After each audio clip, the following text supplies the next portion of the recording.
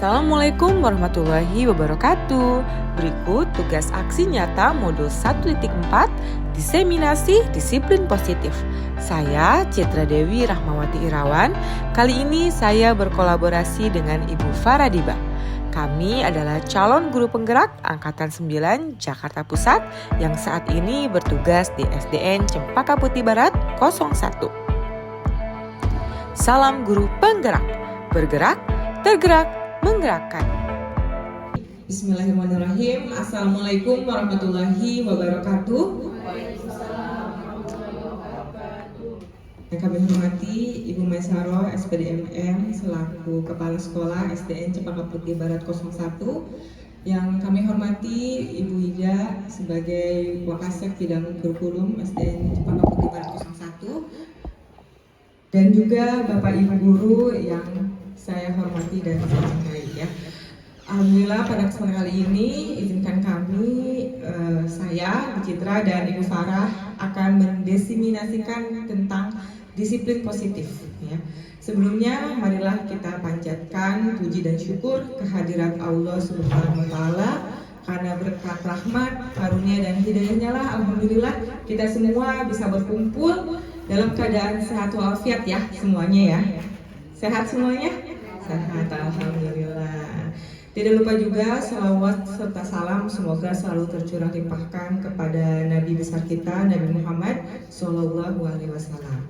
Baik Bapak Ibu, pada kesempatan kali ini saya dan Bu Farah selaku calon guru penggerak Angkatan 9 Jakarta Pusat ingin mendiseminasikan. Apa sih mendiseminasikan itu? Yaitu menyebarkan atau mengimbaskan ilmu-ilmu yang sudah kita dapatkan di pendidikan calon guru penggerak ini ya Bu Farah ya. Kurang lebih sudah berapa lama ya kita Bu? Sudah 2 bulan melaksanakan pendidikan guru penggerak ini. Masih panjang perjalanannya tentunya berkat motivasi dan dukungan dari Bapak Ibu juga kita masih bertahan sampai di titik ini ya Bu Farah ya. Ya. Hari ini kami akan insya Allah akan menyebarkan ilmu yang sudah kita dapatkan khususnya pada materi disiplin positif ya. Kita langsung saja. Sebelum kita mulai, supaya kegiatan kita hari ini berjalan dengan lancar dan sesuai dengan apa yang kita harapkan, marilah kita buka acara ini dengan membaca bismillah bersama-sama. Baik, untuk selanjutnya minta izin kepada Bu Mai untuk menyampaikan beberapa sambutannya. Kepada Bu Mai, dipersilakan. Terima kasih Bu Citra atas kesempatannya diberikan kepada Ibu. Bismillahirrahmanirrahim. Assalamualaikum warahmatullahi wabarakatuh.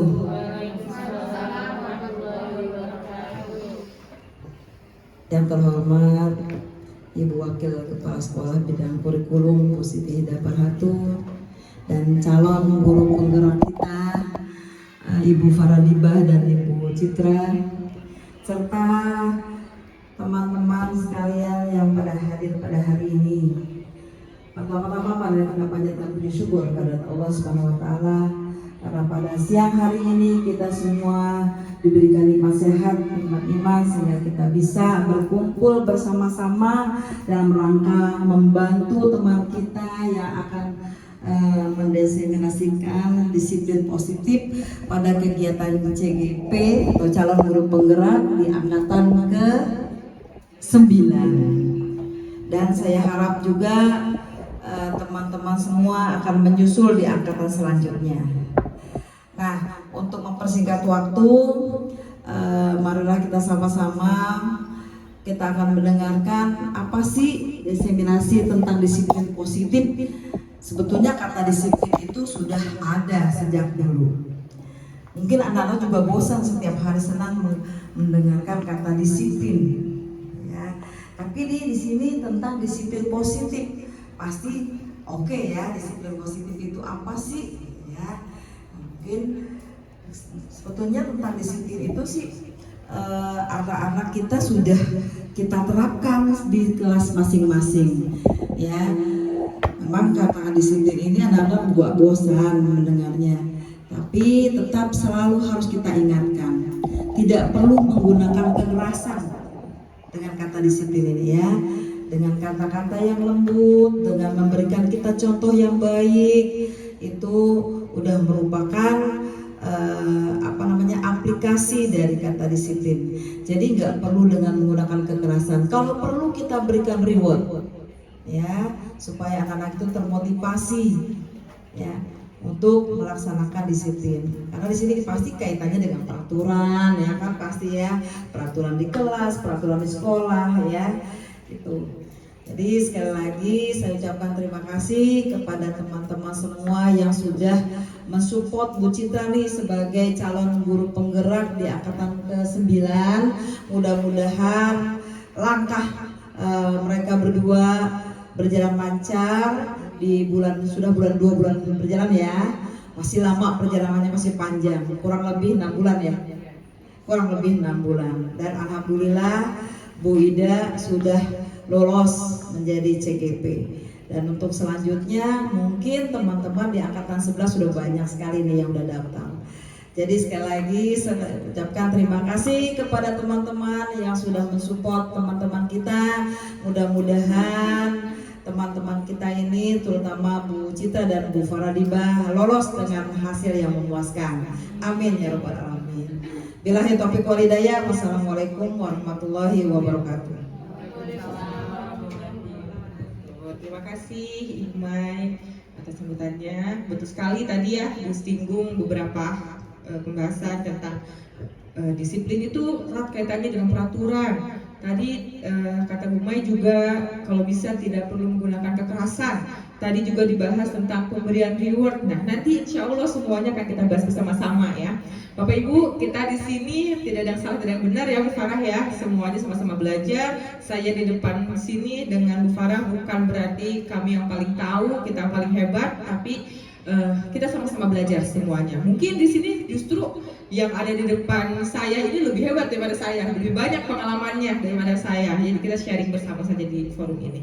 Bapak Ibu boleh santai sambil istirahat, sambil mendengarkan. Bapak jangan terlalu tegang ya Bapak Ibu ya. Baik, sebelumnya saya ucapkan terima kasih, jadi terlewat ya. Saya ucapkan terima kasih banyak atas kesempatan meluangkan waktunya untuk hadir di forum diskusi ini. Semoga apa yang saya sampaikan bermanfaat, khususnya bagi Bapak Ibu guru selaku guru ya, berprofesi sebagai guru, bermanfaat untuk diimplementasikan lagi kepada peserta didiknya masing-masing. Baik, untuk selanjutnya akan dilanjutkan oleh Ibu Farah. Kepada Ibu Farah, saya dipersilakan. Oke, baik, terima kasih Bu Citra. Izin Ibu. Oke, kayaknya udah pada tegang-tegang nih. Sebelum Bu Citra melanjutkan apa sih disiplin positif itu, kita ini dulu ya, kita ice breaking dulu.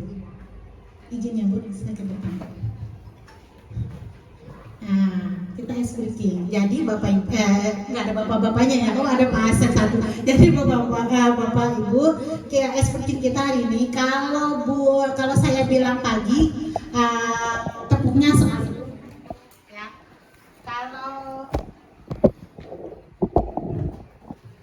Kalau saya bilang pagi, tepuknya sekali. Kalau saya bilang siang, tepuknya 2 kali. Kalau saya bilang sore, tepuknya 3 kali. Nah, kalau saya bilang malam, nah karena malam kan udah waktunya tidur, tidak boleh berisik. Oke, saya tes ya. Pagi, siang, sore, malam. Oke, konsentrasi ya. Konsentrasi dimulai. Yes, ya, oke. Kita mulai siang. Malam. Berarti mesti belum konsentrasi. Oke, sekali lagi ya.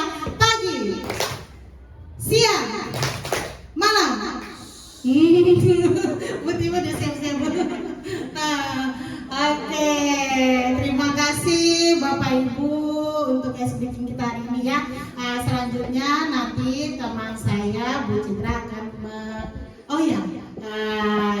ini menyebarkan pemahaman dan pengalaman budaya positif. Nah, kita bikin quiz dulu ya. sebelum nanti Bu Citra menjelaskan apa sih budaya positif itu, kita bikin kuis. Oke, silakan.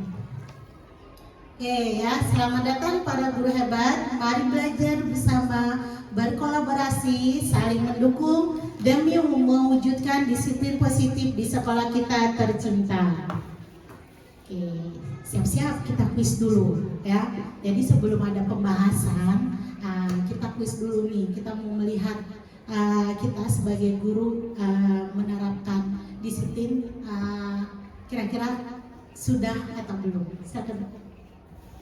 Nah, ini ada kasus ya. Rizik tidak sengaja menumpahkan air di lantai kelas. Bu guru meminta izin untuk mengepel air yang ia tumpahkan. Nah, kira-kira hukuman atau konsekuensi? Ayo. Hukuman atau konsekuensi? Konsekuensi. Oke, kita lihat. Oh, jawabannya ini jawabannya itu yang benar, konsekuensi. Oke, lanjut ya. Oke, Bu Citra sangat kesal ketika mengetahui Rifki dan Afdal bertengkar. Bu Citra meminta mereka berdua untuk lari keliling lapangan. Nah, ini hukuman atau konsekuensi? Hukuman. Ya. Ini ya kita pegang dulu ya. Jawaban Bapak Ibu. Lanjut Bu Citra. Nah, lanjut. Alila mendapatkan hadiah dari Bu Farah karena dia mendapatkan ranking 1 di kelas. Teman-teman merasa iri kepada Alila. Nah, ini penghargaan atau konsekuensi? Penghargaan atau konsekuensi? Hadiah. Ayo, oke lanjut ya. Nanti jawaban Bapak Ibu yang pertama sampai yang terakhir ada lagi Bu Citra ya. Yang terakhir kira-kira benar atau tidak ya? Nanti kita dengarkan dulu penjelasan dari Bu Citra. Oke, lanjut Bu Citra, kami persilakan. Ternyata ada lagi ya. Oke, di kelas 1B terdapat murid yang terlambat masuk sekolah. Mengetahui murid tersebut berbuat salah, Bu Farah memanggil anak tersebut dan menanyakan alasan dan juga mengingatkan kembali tentang keyakinan kelas yang sudah disepakati bersama, yaitu disiplin waktu. Nah, ya namanya. Yuk, kalau ingin tahu apa sih disiplin waktu itu, yuk kita simak bersama-sama materi tentang budaya positif. Ya, kami persilakan kepada Bu Citra.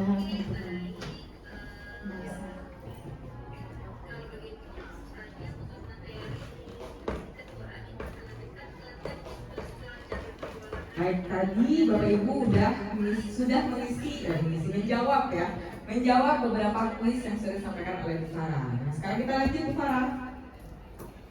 Nah, pada hari ini kita akan sama-sama membahas tentang konsep utama budaya positif. Apa aja sih budaya positif itu? Nah, ada 7 item yang akan kita bahas bersama-sama ya. Yang pertama yaitu tentang perubahan paradigma belajar. Lalu yang kedua kita akan bahas juga bersama-sama tentang disiplin positif itu sendiri. Lalu kita akan bahas tentang kebutuhan dasar manusia. Lalu tentang motivasi perilaku manusia. Lalu ada juga posisi kontrol manusia, keyakinan kelas, dan juga segitiga restitusi. Mungkin ada beberapa kata yang masih apa ya tuh, restitusi itu apa sih, posisi kontrol itu apa sih? Nanti kita akan bahas satu persatu ya. Lanjut. Nah, kita mulai dari budaya positif.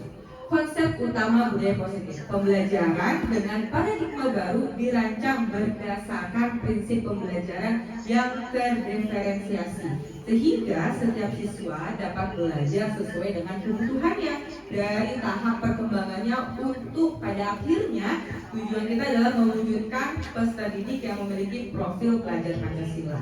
Bapak Ibu, masih ingat apa aja dimensinya? Ada yang ingat? Siapa? Bu Nurul tahu nggak salah satunya apa Bu Nurul? Berkebinekaan global. Betul, ada apa lagi? Bergotong royong. Di depan ada, baca nggak ya? Mandiri, beranalitis, ya dan untuk beriman, ya. Beriman kepada Tuhan yang Maha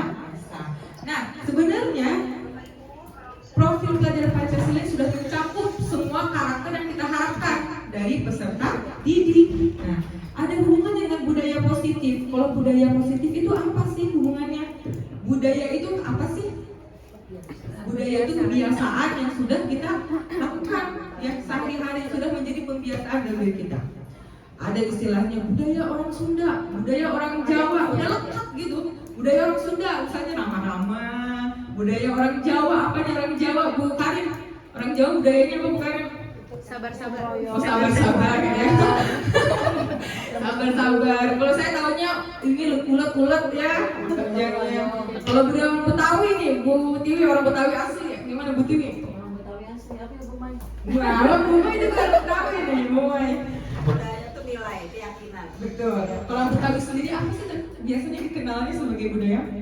Gotong royong biasanya ya. Ya, betul, religius. Benar, terkenal dengan religiusnya. Betul sekali. Nah, itu adalah budaya yang melekat. Nah, kita juga menginginkan budaya yang positif yang melekat pada peserta didik diri kita. Ya, betul? Setuju atau sepakat? Sama ya. Saya tadi tidak ada pilihan tidak setuju. Betul. Lanjut Pak. Kita mulai dari disiplin positif. Coba nih, ada pertanyaan. Apa yang terlintas di pemikiran Bapak Ibu ketika mendengar kata disiplin? Selintas apa? Tertib, apalagi tepat waktu, disiplin berarti erat kaitan dengan waktu ya. Apalagi Aturan, tegas. betul, ada kaitannya dengan aturan. Nah, kita akan bahas selanjutnya Bu Farah. Nah, kita jawab lagi nih, setuju atau tidak setuju. Sekarang pilihannya ada setuju, ada tidak setuju. Nomor 1, hukuman dapat mendisiplinkan anak. Setuju atau tidak setuju? Tidak setuju.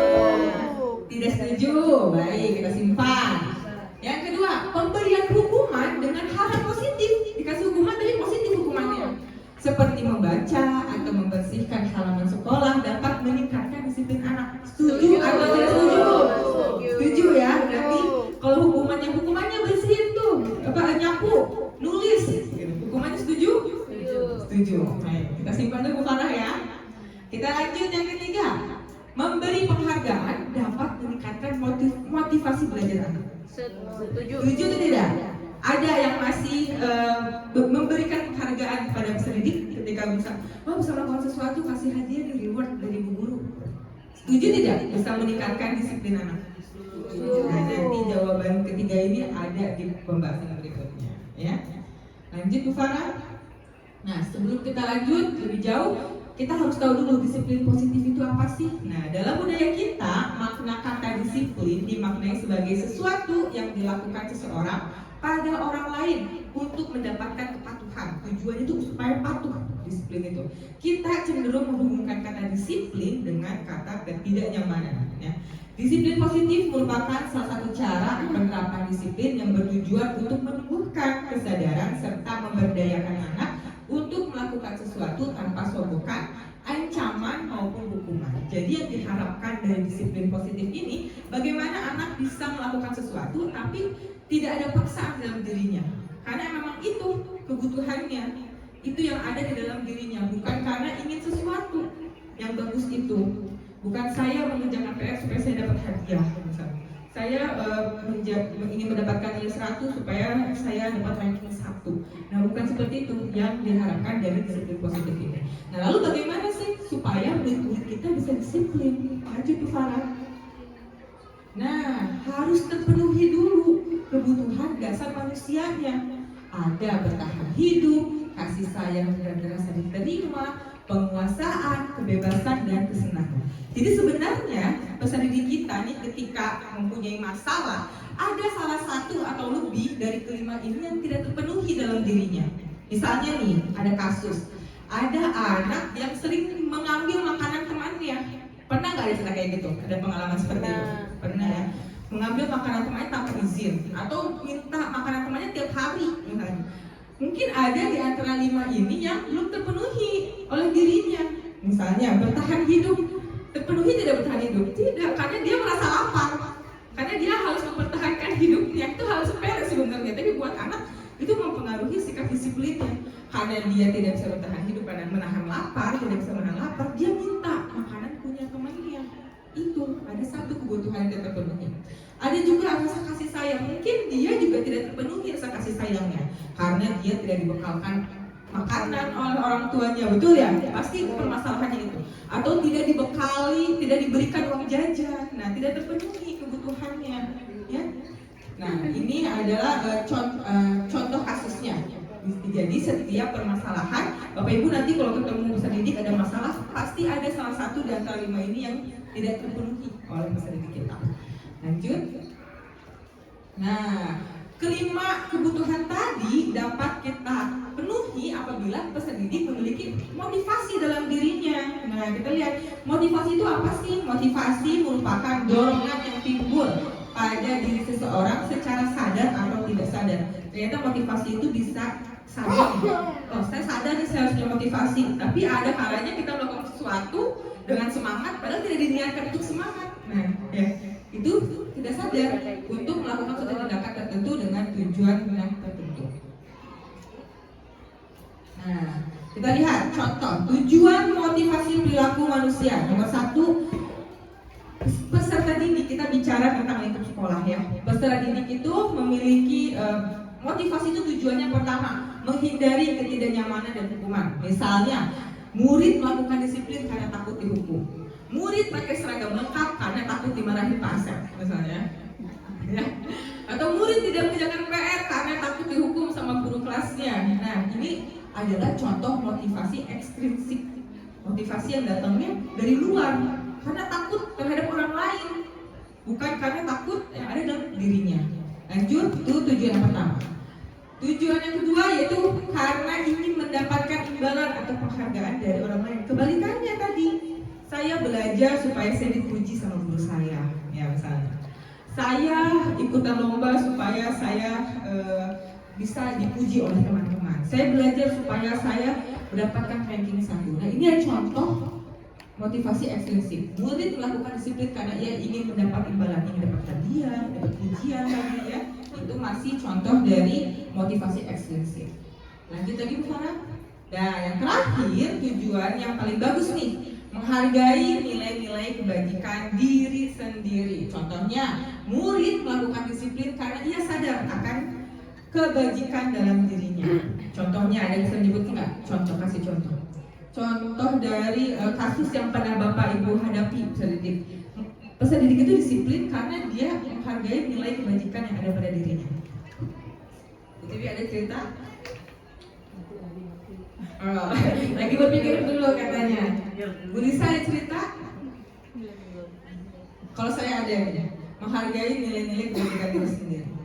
Misalnya nih, bisa didik, dia belajar atau dia punya kemampuan menggambar. Tahu murid kita Asyifa, ya, dia tuh latihan menggambar tuh setiap hari. Jadi menggambar itu bukan hanya untuk supaya setiap lomba menang, tidak. Tapi juga emang hobinya menggambar. Jadi ketika ditanya, Asyifa kenapa buku gambar kamu kok udah cepet habis lagi, udah penuh lagi di karena istirahat kan dia menggambar. Karena dia termotivasinya bukan salah, mungkin secara tidak sadar dia ingin menang ketika lomba pasti ya. Tapi dia menjawabnya karena saya ingin lebih jago menggambarnya. Karena saya punya kemampuan menggambar. Saya ingin kemampuan menggambar saya semakin lama semakin bagus. Nah, itu motivasi yang bagus datang dari diri sendiri. Nilai-nilai kebajikannya berarti konsisten ya. Dia konsisten belajar, terus semangat, motivasi terus semangat berlatih. Nah, ini ada nilai-nilai yang diharapkan. Motivasi intrinsik, motivasi yang datang pada diri kita sendiri. Lanjut ke Farah. Nah, konsep disiplin ini kita bedakan. Tadi ada istilah hukuman. Ada apa lagi di kuis tadi selain hukuman? Konsekuensi. Ada apa lagi? Penghargaan. Ada lagi? Satu lagi terakhir. Tidak tahu jawabannya ya. Yang pertanyaan terakhir. Apa ya pertanyaan terakhir yang Farah tuh yang kuis belum tahu. Kita buka. Masih sembunyiin dulu ya Farah ya. Kita lihat dulu hukuman. Hukuman itu sifatnya yang pertama menyakitkan. Yang kedua tidak nyaman, membuat siswa takut, sifatnya memaksa, dan bisa jadi siswanya menjadi rendah diri, malah terpojokkan, makanya merasa bisa lebih baik, justru kayak udah deh, aku emang kayak gini, udah deh Bu, gak apa-apa deh, aku hukum aja. Nah itu udah titik pasrahnya anak-anak itu udah berarti bahaya nih ya, tidak bagus. Lalu yang kedua ada penghargaan, sifatnya sebenarnya penghargaan itu tidak efektif. Nah tadi tadi ya. Kita lihat. Jadi penghargaan ini tidak efektif sebenarnya Bapak Ibu. Merusak hubungan juga, iri. Tadi ada cerita ya Alila syirik kepada bukan syirik ya, sirik itu. beda artinya. Sirik sama temennya karena temennya dapat juara 1. Padahal nggak salah dapat juara 1, tapi justru penghargaan ini bisa merusak hubungannya. Awalnya temannya dengan Alila akrab, teman baik, tapi jadi ada timbul perasaan iri, ya, ada pertengkaran. Lalu bisa juga mematikan kreativitas, ya. Jadi puas sampai di situ saja, tidak mau berkembang lagi. Dan yang terakhir, sebenarnya penghargaan ini adalah menghukum dengan sistem ranking. Ranking itu sebenarnya sudah diberlakukan juga ya, ranking Bapak Ibu. Udah tidak perlu menggunakan ranking. Lanjut. Nah, ada konsekuensi. Konsekuensi ini dianggap lebih baik daripada hukuman. Ya, kita lihat. Konsekuensi itu sifatnya adalah penguatan jangka pendek. Benar, dikasih penguatan tapi bersifat jangka pendek. Lalu yang kedua, perlu dimonitoring. Lalu stimulus dan respon. Dan yang keempat, menghormati peraturan. Dan kelima, kehilangan waktu untuk memenuhi kesalahan. Salah, kasih konsekuensi, selesai. Salah, kasih konsekuensi, selesai. Nah, tidak ada waktu untuk merenungi pada dirinya. Sebenarnya apa sih yang harus diperbaiki? Terus aja berulang seperti itu biasanya. Dan itu sering terjadi di kelas saya khususnya ya. Salah, berulang, kasih hukuman, kasih konsekuensi, berulang lagi. Banyak, mungkin Bapak Ibu juga ada pengalaman seperti itu. Nah, yang terakhir ada namanya restitusi. Restitusi itu apa sih? Nah, kita lihat. Kalau kita menggunakan cara restitusi, sebelum saya jelaskan restitusi itu apa, restitusi ini membuat murid menjadi lebih bertanggung jawab. Murid fokus pada pemecahan masalahnya, dan juga murid dapat memegang kontrol diri sendiri, serta murid semangat memperbaiki diri. Nah, nanti lebih jelasnya, emang restitusi kayak gimana sih pelaksanaannya, kok bisa bikin bertanggung jawab, bisa mengontrol diri sendiri, bisa memperbaiki diri. Nanti lebih jelasnya dijelaskan oleh Bu Farah nanti ya bagian restitusi. Lanjut Bu Farah. Nah nih sedikit definisinya dulu ya. Restitusi adalah proses menciptakan kondisi bagi murid untuk memperbaiki kesalahan mereka, sehingga mereka bisa kembali ke kelompok mereka dengan karakter yang lebih kuat.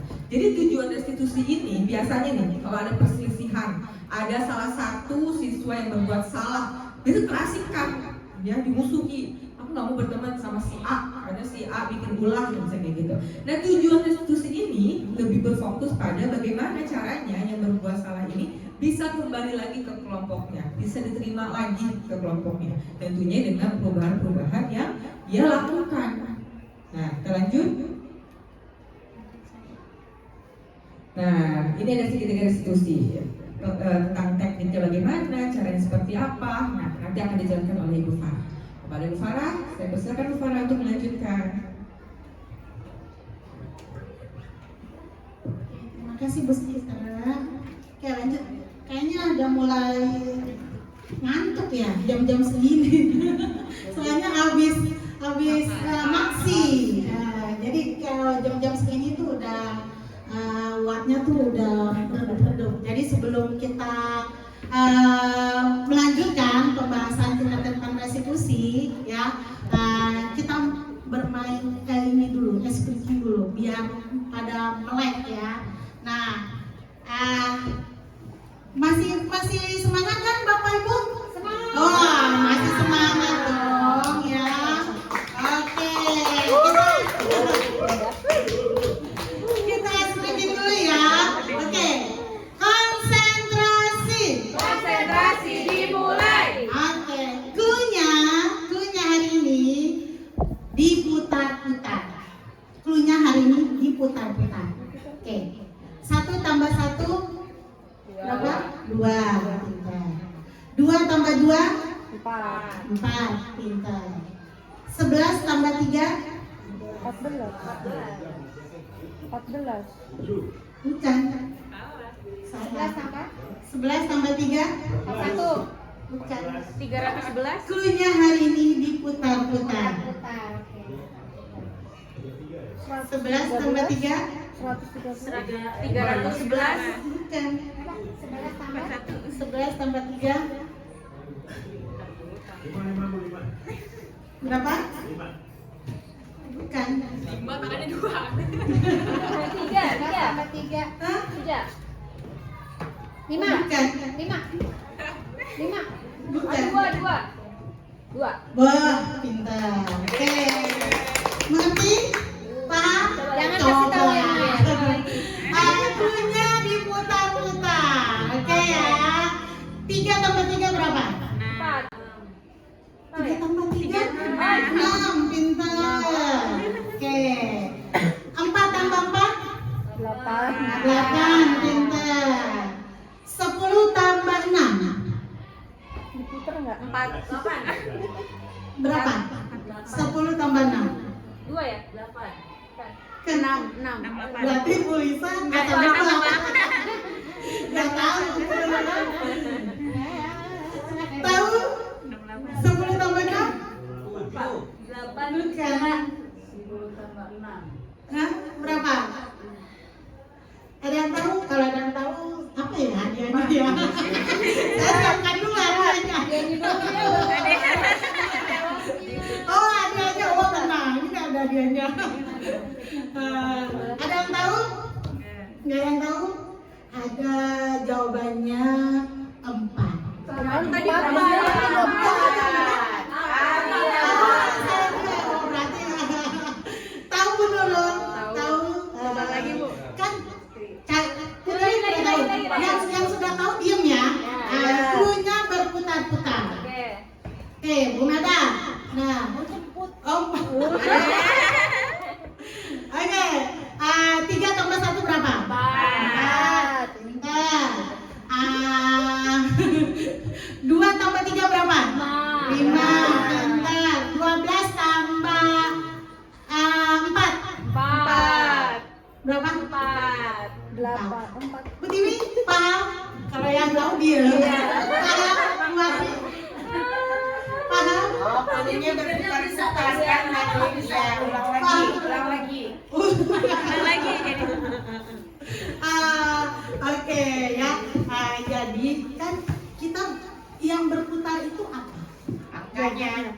Kalau kita nih selain bumi kan berputar ya. Ada siang, malam, sore kan berputar. Selain bumi yang berputar apa? Jam. Jam. Ya. Jam. Nggak ada kan jam 13, adanya pukul 13. Kalau jam 13 itu jam berapa? Jam 1. Jadi 11 ditambah 3 tadi jam berapa? 14. Berarti 14 jam 2. Tepuk tangan buat guru hebat ya. Oke, lanjut ya. Kita akan lanjut fokus pendekatan dulu. Oke, saya akan ini lagi ya, mereview lagi ya. Pendekatan restitusi. Pendekatan restitusi. Tadi restitusi itu apa sih? Restitusi adalah proses menciptakan kondisi bagi murid untuk memperbaiki kesalahan mereka sehingga mereka bisa kembali ke kelompok mereka dengan karakter yang lebih kuat.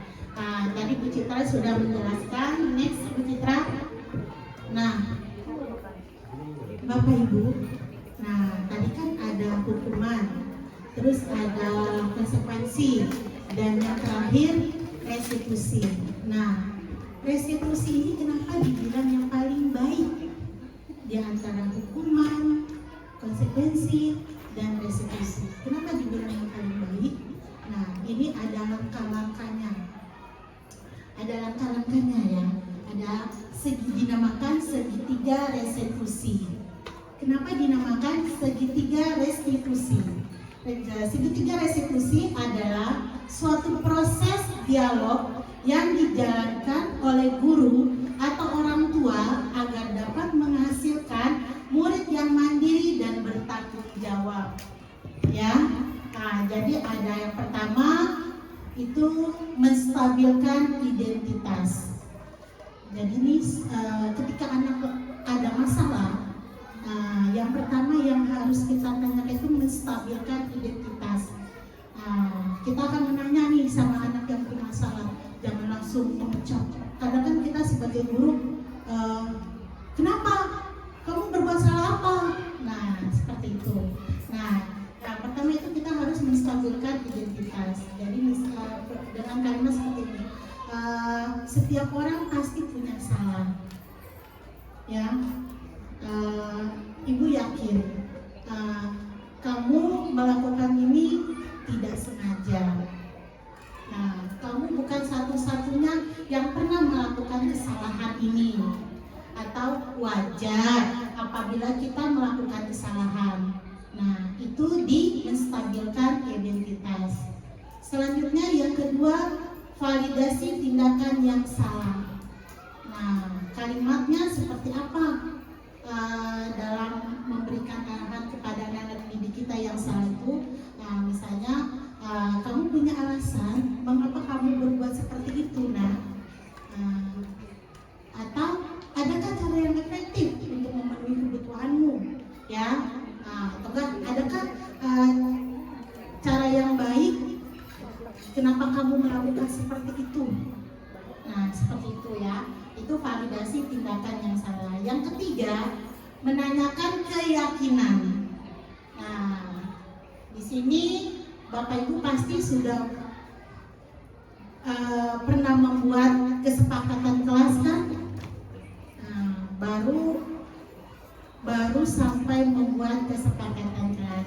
Ternyata Bapak Ibu, setelah kita membuat kesepakatan kelas, selanjutnya kita membuat keyakinan kelas.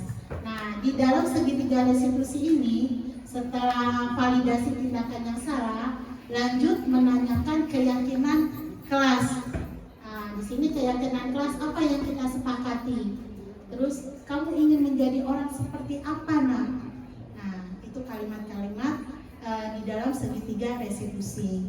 Next, Bu Citra. Nah, lanjut ya Bapak Ibu. Ciri-ciri restitusi itu satu, bukan menebus kesalahan, namun belajar dari perbaiki hubungan. Jadi di restitusi ini tidak menyalahkan si anak. Kenapa anak itu berbuat seperti itu, melakukan kesalahan seperti itu. Yang tadi Bu Citra sudah jelaskan ya, ternyata kenapa dia melakukan kesalahan, mungkin ada 5 kebutuhan dasarnya dia yang tidak terpenuhi. Nah, seperti itu. Lanjut, memperbaiki hubungan. Nah, memperbaiki hubungan dengan menggunakan restitusi, dia sadar termotivasi sehingga dia mengucapkan minta maaf kepada temannya, terus sehingga memperbaiki hubungan antar teman. Yang ketiga, tawaran bukan paksaan. Jadi biasanya nih Bapak Ibu guru, ayo kamu minta maaf sama ini. Nah, itu kan kayak pemaksaan ya. Jadi dengan kita membuat restitusi, jadi memberikan kebebasan anak untuk atau mencari jati diri anak ini menjadi karakter yang lebih baik lagi. Jadi tawaran bukan paksaan. Yang keempat, menuntut untuk melihat ke dalam diri dia sendiri. Yang kelima, mencari kebutuhan dasar yang mendasari tindakan. Kenapa dia melakukan seperti itu? Apakah 5 kebutuhan yang tadi Bu Citra jelaskan itu sudah terpenuhi atau belum? Selanjutnya, fokus pada karakter, bukan tindakan. Jadi dengan restitusi membuat anak menjadi karakter yang lebih baik. Jadi anak belajar meminta maaf, bertanggung jawab, jadi anak jujur. Jadi meningkatkan karakter yang lebih baik. Selanjutnya, menguatkan dan fokus pada solusi.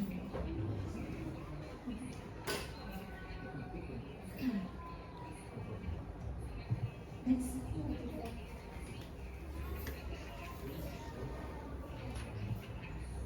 Nah, di sini di dalam restitusi ini ada posisi kontrol kita sebagai guru, ya, Bapak Ibu. Sebelum saya nanti lanjut akan menjelaskan posisi kontrol guru ini ada 5. Kira-kira saya mau tanya dulu nih sama Bapak Ibu. kira-kira selama berapa tahun ini Bapak Ibu sudah menjadi guru, posisi kontrol mana yang Bapak Ibu sering laksanakan? Apakah sebagai penghukum, sebagai pembuat rasa bersalah, atau teman, pemantau, atau penonton? Silakan Bapak Ibu tulis, nanti ditempel di sebelah kiri saya. Kira-kira selama berapa tahun Bapak Ibu sebagai guru, Bapak Ibu menunjukkan posisi kontrol guru yang bagian mana? Apakah sebagai penghukum, pembuat rasa bersalah, teman, pemantau, atau mana? Sebelum nanti saya akan menjelaskan apa itu penghukum, pembuat rasa bersalah. Pasti kan lima-limanya pernah ya. Nah, Pernah sebagai hukum, pembuat rasa bersalah, yang paling sering Bapak Ibu lakukan. kira-kira juga beda yang mana nih? Sebagai guru tuh menempatkan diri Bapak Ibu sebagai apa pada anak-anak? Pasti beda-beda ya, jangan Ya, nyontek. jangan nyontek ya, jangan nyontek. Tanya pada diri kita sendiri. Yang paling. Kalau udah boleh tempel ya. Kalau sudah silakan tempel di sebelah. Satu aja. Satu aja. Satu aja. Satu aja. Yang paling satu ya.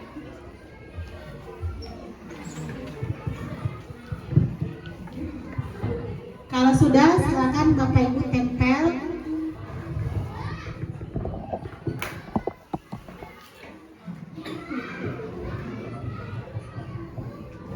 Baru milih di antara 5 aja pusing ya. Mana ya? Flashback lagi, mengajukan lagi.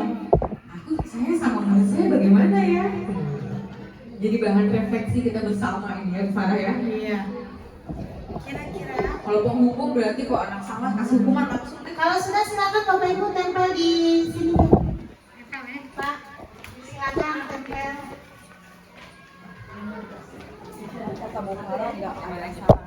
Iya, betul. Kita Bapak Ibu kita di sini tidak ada yang salah, tidak ada yang betul. Kita di sini sama-sama belajar.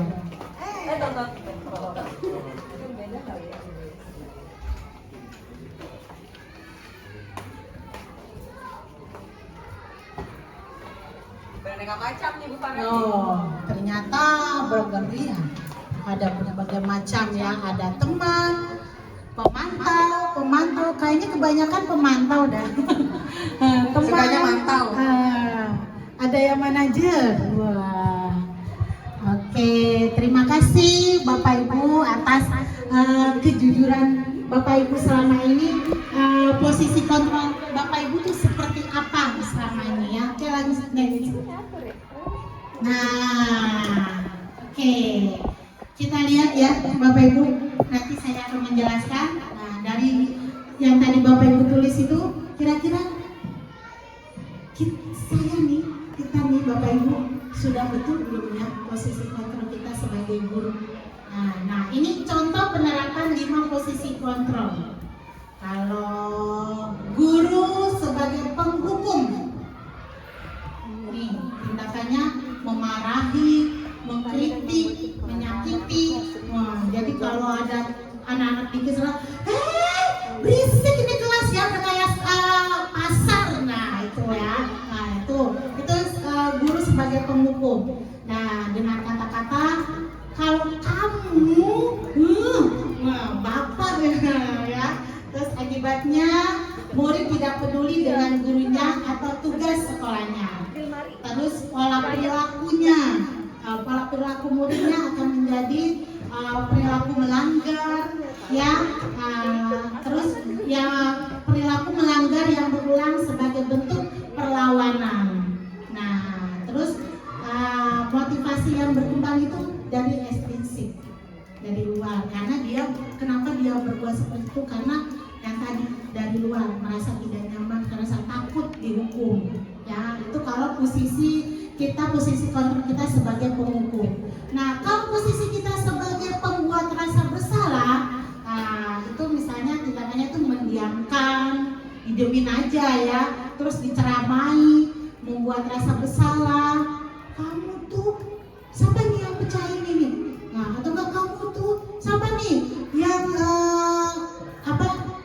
meja guru bisa berantakan.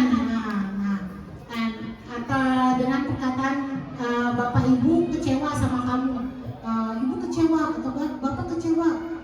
Terus kalau orang tuamu tahu bagaimana? Seharusnya kamu tahu. Nah itu kalau pembuat rasa bersalah ya, dengan perkataan bapak ibu seperti itu. Terus akibatnya apa nih kalau kita posisi kontrol pembuat rasa bersalah? Akibatnya ke murid bagaimana? Murid merasa bodoh atau nakal, jadi minder karena dia gue tidak salah-salahin terus nih, mau guru mau begini gue salah ya. Terus perilakunya jadi rasa rendah diri, kurang percaya diri, cemas dan khawatir salah. Kalau disuruh maju takut disalahin. Nah soalnya kalau disuruh maju kalau dia salah makanya dengerin guru ya gitu ya. Nah itu terus motivasinya ekstensif, jadi dari luar ketakutan dari luar. Oke, selanjutnya posisi kontrol sebagai teman. Nah sebagai teman membuat pemakluman ya, contoh perkataannya lakukanlah, ayolah demi ibu ya, ikut ya atau enggak maju ya. Nah biasanya seperti itu nih biasanya sebagai teman ya, penghukum posisi kontrol sebagai teman.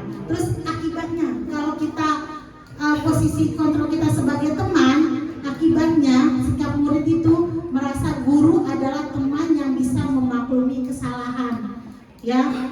Jadi kalau dia berbuat salah, oh gak apa-apa, nanti Pak Asep baik kok, nggak galak, dia kan selalu ini. Nah biasanya seperti itu. Nah terus kalau perilaku muridnya jadi seperti apa? Menjadi lemah, tergantung sama gurunya ya, cenderung menunggu. Jadi tunggu, nanti aku juga diambil sama Ibu Lisa, karena merasa kita sebagai temannya doang gitu, nggak merasa apa ya, misalnya guru sama murid gitu. Nah lanjut ya, sebagai pemantau. Nah jadi itu memantau dan mencatat. Jadi siapa nih yang bisik atau enggak, siapa nih yang keluar kelas nih. Nah jadi memantau ya. Terus perkataannya, kamu sudah tahu kan aturannya ya, kamu sudah tahu kan aturannya, kalau jam segini sudah masuk kelas, jangan keluar ya, biasanya seperti itu ya. Terus akibatnya apa? Murid jadi mempertanyakan konsekuensi perbuatannya. Dikit-dikit bu, dan kadang-kadang suka maju ke depan, benar bu. Nah jadi seperti itu, dikit-dikit bertanya. Terus perilakunya apa? Orientasi pada ganjaran dan hadiah. Nah jadi mengharapkan hadiah. Misalnya disuruh maju, aku dapat apa bu kalau aku lakukan? Biasanya gitu ya Pak Asep ya. Kalau aku ini, aku dapat apa Pak Asep? Seperti itu. Atau enggak, biasa tuh murid suka suruh melakukan majulah ke depan. Kalau benar, aku dapat hadiah gak? Nah seperti itu. Nah selanjutnya posisi kontrol sebagai manajer. Nah di sini bertanya dan membuat kesepakatan. Jadi misalnya guru membuat kesepakatan dengan murid, terus perkataannya apa sebenarnya harapan kamu? Misalnya kalau ada murid yang melakukan kesalahan, kita bertanya dulu sama murid, kenapa kamu melakukan seperti itu nak? Seperti itu ya. Terus apa sebenarnya sih harapan kamu, atau apa sih keinginan kamu melakukan seperti itu? Seperti itu. Terus apa yang bisa saya lakukan, akibatnya apa yang bisa saya lakukan untuk memperbaiki. Jadi setelah melakukan kesalahan, terus kita bertanya seperti itu, jadi dia menanyakan kira-kira apa nih untuk memperbaiki diri dia sendiri, apa yang harus dia lakukan. Selanjutnya pola perilaku apa yang akan timbul dari murid tersebut jika menggunakan posisi kontrol manager, yaitu murid menjadi disiplin, percaya diri, terutama disiplin dari dalam dirinya sendiri. Terus motivasinya dari dalam dirinya sendiri. Oke. Nah, Bapak Ibu tadi sudah saya jelaskan menerima posisi kontrol guru tersebut. Nah, nanti kan tadi Bapak Ibu kan sudah menuliskan ya posisi kontrol Bapak Ibu seperti apa sih? Teman, kebanyakan kayaknya pemantau ya. Ada manajer satu, tapi kebanyakan saya lihat pemantau. Nah, Bapak Ibu, posisi yang paling ideal itu adalah sebagai manajer. Jadi guru sebagai manajer itu berusaha untuk melakukan sesuatu bersama murid untuk mempersiapkan murid agar dapat mempertanggungjawabkan perilakunya dan juga mendukung agar murid dapat menemukan solusi atas permasalahannya sendiri. Nah, posisi manajer juga mengacu pada restitusi yang dapat menjadikan murid sebagai manajer bagi dirinya sendiri, sehingga tercipta identitas positif, ya. Jadi keluar karakter yang positif ke muridnya. Nah, oke, Bapak Ibu, tadi kan saya bilang kan di dalam restitusi, segitiga restitusi yang terakhir itu kan ada membuat keyakinan. Nah, Bapak Ibu pasti sudah membuat kesepakatan kelas kan? Sudah atau belum nih? Sudah atau belum? Kok lemes? Sudah atau belum? Sudah. Nah, dari kesepakatan kelas, kira-kira kesepakatan kelas Bapak Ibu di kelas sudah menjadi keyakinan kelas Bapak Ibu? Sudah. Ya, cuma Bu Ida doang. Atau sampai mentok kesepakatan kelas saja? Berarti sampai di kesepakatan kelas saja ya, belum sampai keyakinan kelas. Nah, seharusnya dari kesepakatan kelas kita buat keyakinan kelas kita. Nah, yuk, keyakinan kelas itu apa sih? Nah, keyakinan kelas itu apa sih? Mengapa keyakinan kelas? Mengapa tidak peraturan kelas saja? Ya, karena peraturan kelas saja udah nulisnya itu udah lama ya, anak muridnya disuruh ini nulisnya lama. Oke, kenapa harus keyakinan kelas, Bapak Ibu? Next. Nah, yuk, mari kita pikirkan bersama ya. Sebelum saya jelaskan kenapa harus keyakinan kelas. Oke, nih ada kasus ini. Satu, mengapa kita memiliki peraturan tentang penggunaan helm pada saat mengendarai kendaraan roda 2 atau motor? Kenapa? Kita harus kalau naik motor harus pakai helm. Menjaga keselamatan. Menjaga keselamatan. Biar nggak ditilang polisi. Biar nggak ditilang polisi. Ya, mati peraturan ya. Oke. Yang kedua, mengapa kita memiliki peraturan tentang penggunaan masker pada saat kita COVID? Kenapa kita harus menggunakan masker? Ya, dan mencuci tangan saat COVID. Mencegah penularan. Padahal kita setiap hari kita cuci tangan. Tapi kenapa pada saat COVID kita harus mengikuti peraturan, harus pakai masker sama cuci tangan? Mencegah penularan. Oke, jawabannya karena kita memiliki keyakinan. Kenapa? Tadi kan dibilang kalau nggak pakai helm nanti betul kan, ditilang. Karena yakin nih kita nih, yakin nanti di jalan sana ada polisi. Kalau nggak pakai helm tadi tilang. Jadi harus yakin kan akhirnya kita pakai tuh helm. Nanti kalau saya nggak pakai helm, nanti kalau jatuh pada saya bentur, benjol. Jadi kita yakin kita pakai helm mengikuti peraturan. Nah, begitu juga dengan penggunaan masker dan mencuci tangan. Padahal kalau mencuci tangan masker kan hal biasa ya, tapi kenapa pada saat COVID kita harus menggunakan masker dan mencuci tangan? Karena kita yakin yang tadi Bu Wani bilang takut terhindar kuman masuk, ya kan? Jadi kita harus yakin dulu pada diri kita, ya. Nah, keyakinan kelas adalah nilai-nilai kebajikan atau prinsip-prinsip universal yang disepakati bersama secara universal lepas dari latar belakang suku, negara, bahasa maupun agama. Nah, menurut Gesell motivasi seseorang dari dalam nih, dari dalam diri kita nih. Seseorang akan lebih bersemangat untuk menjalankan keyakinannya daripada hanya sekedar mengikuti serangkaian peraturan. Jadi kenapa kita ada peraturan, ada aturan kelas, kenapa harus ada keyakinan kelas? Karena dengan keyakinan anak murid akan yakin dengan apa yang kita buat, dengan yakin apa yang kita akan kita lakukan. Ya, jadi intinya keyakinan kelas itu sikap positif yang harus benar-benar anak murid lakukan. Seperti itu. Nah, bagaimana pembentukan keyakinan kelas? Satu, lebih abstrak dari peraturan. Yang kedua, berupa pernyataan universal. Maksudnya di sini lebih abstrak dari peraturan itu lebih ringkas. Ya, lebih ringkas. Misalnya gini. Peraturan kelas Bu Wani, peraturan kelas di kelas Bu Wani seperti apa? Datang tepat waktu. Nah, menjaga kebersihan. Terus berkata yang sopan. Terus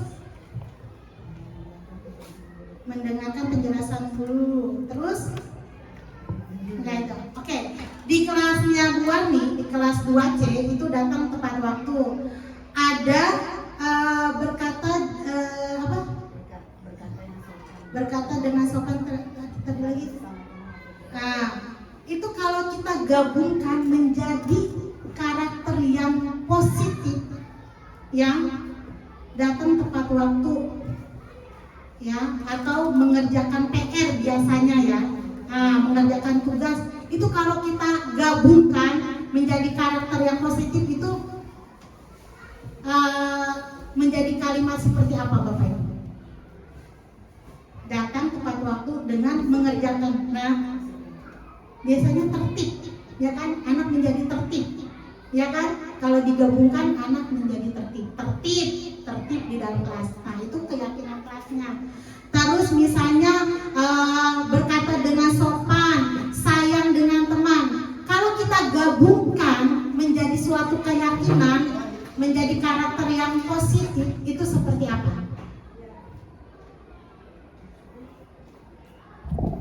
Berkata dengan sopan, sayang dengan teman, itu menjadi seperti apa?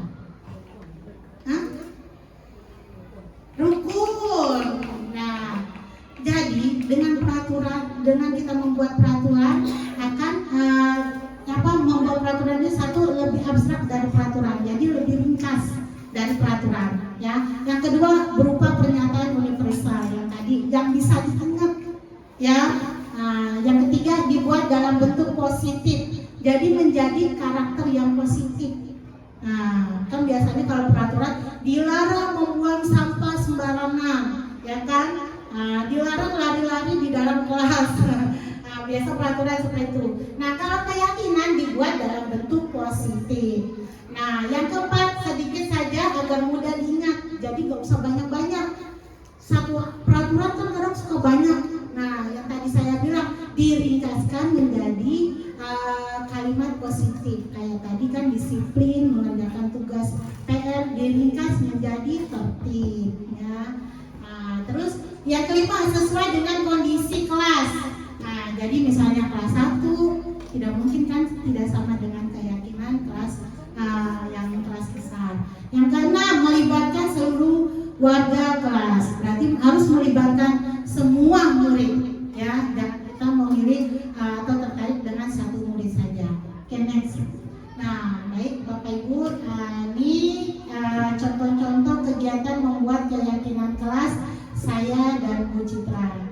Nah, kalau ini kegiatan membuat keyakinan kelas di kelasnya Bu Citra, di kelasnya kelas 5. Nah, ini dari sebelum. Nah, ini ada berdiskusi dulu ya tentang peraturan kelas, terus merumuskan peraturan menjadi keyakinan, baru menempel keyakinan kelas. Jadilah keyakinan kelasnya Bu Citra kelas 5D. 1. Datang tepat waktu, melaksanakan piket, hidup rukun, sopan dan santun, merawat kelas. Nah, jadi seperti itu menjadi kalimat yang positif.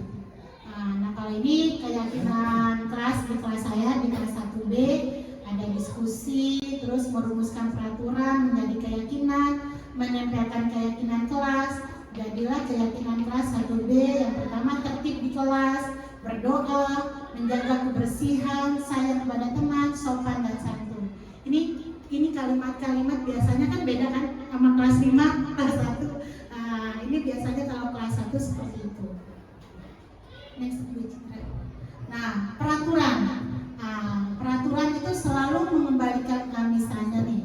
Nah, tadi saya bilang peraturan itu kan banyak peraturan, tapi dengan menjadi keyakinan akan menjadi karakter yang positif, menjadi kalimat yang positif yang baiknya. Misalnya nih, selalu mengembalikan buku di tempatnya.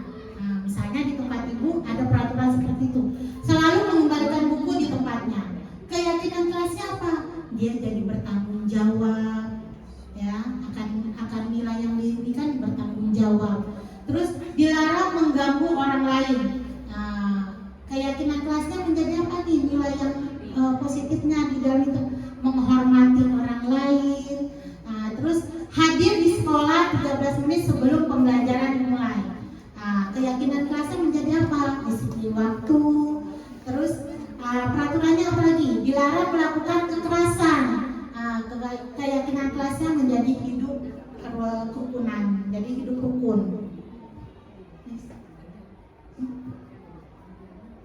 Nah, ini ada praktek restitusi kelas 5D. Nah, silakan Bu Citra dijelaskan. Nah, Bapak Ibu, saya lanjutkan ya. Jadi tadi sudah dijelaskan oleh Bu Farah apa sih restitusi itu, sampai keyakinan kelas, pembentukan keyakinan kelas. Nah, kita berdua, saya dan Bu Farah ini menyebarluaskan atau mengimbaskan ke Bapak Ibu itu sudah mencoba terlebih dahulu ya.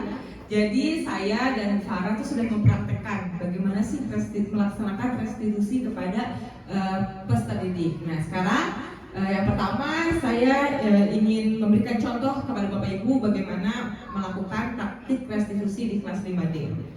Saya coba dulu ya, karena ini berbentuk video jadi kita tonton bersama-sama.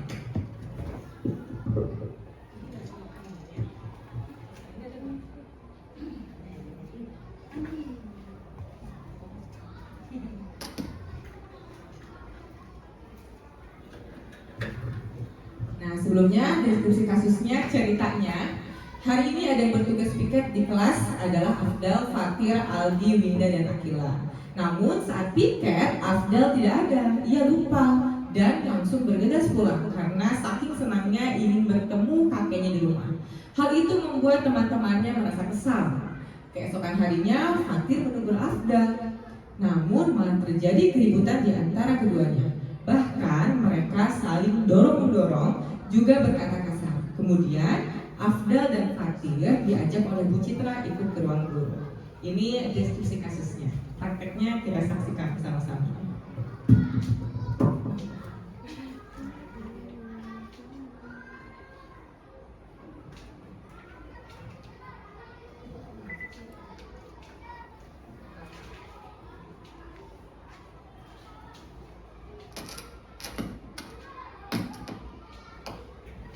Modenya diklik. Mode. Ini ya. Bluetooth mode, Bukan. FM mode, Line E mode.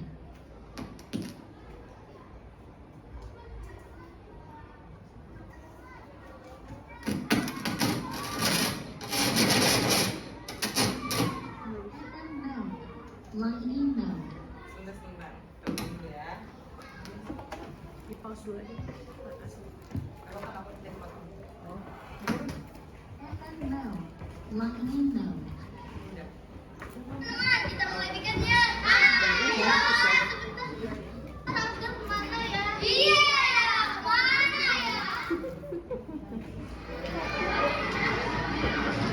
Afdal, kemarin kok kamu tidak pikir? Emang kamu pikir? Kan sudah ada jadwalnya. Udah teman-teman. Capek tahu. Jangan ngomong. Karena aku ini nggak sengaja. Kok ikut-ikut kayak gitu? Apa betul tidak betul? Afdal sama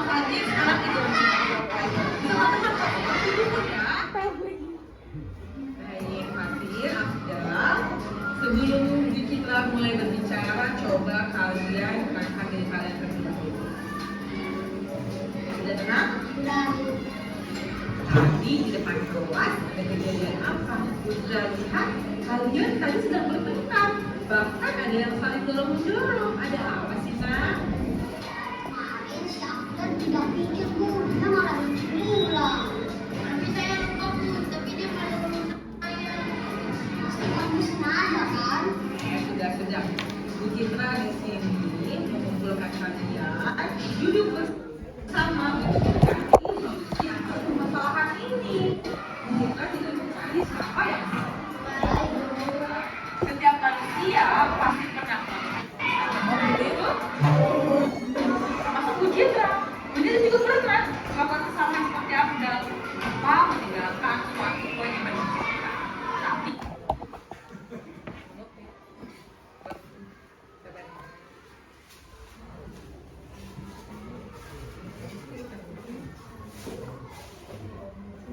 bukan membenarkan ya. Nah, tentunya Afdal jaringan ya kayak gini ya. Alasan kan kenapa main Afdal ya? Nah, silakan.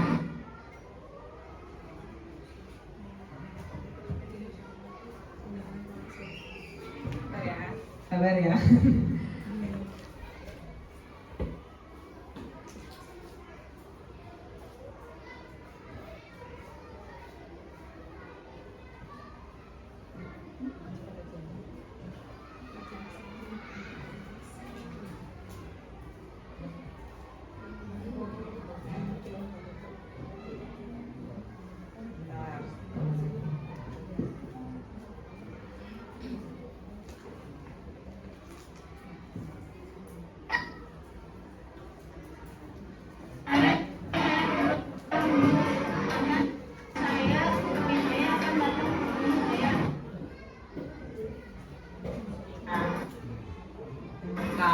Lalu apa benar?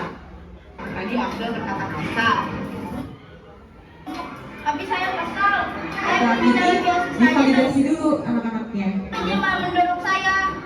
Ya, ibu mengerti perasaan Afdal. Ibu pun pasti akan kesal.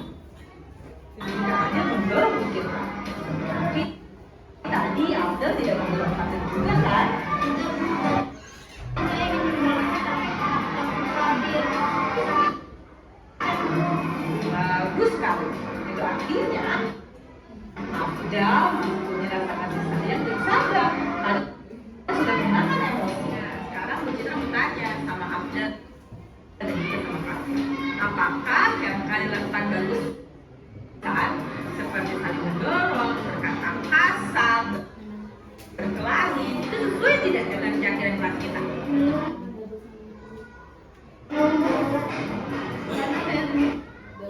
Saya itu sering berpikir mengalami kesalahan. Betul sekali. Kita harus saling menghargai dan saling menyayangi. Kalian yakin tidak? Ketika kalian saling menghormati, Jadi nggak jelas ya kalau potong. Coba kita lihat di YouTube. Nanti Bapak Ibu kalau mau nonton ada di YouTube saya dan Farah ya. Di YouTube kita karena ada tugas. YouTube Farah kok. Ini YouTube siapa? Farah kan?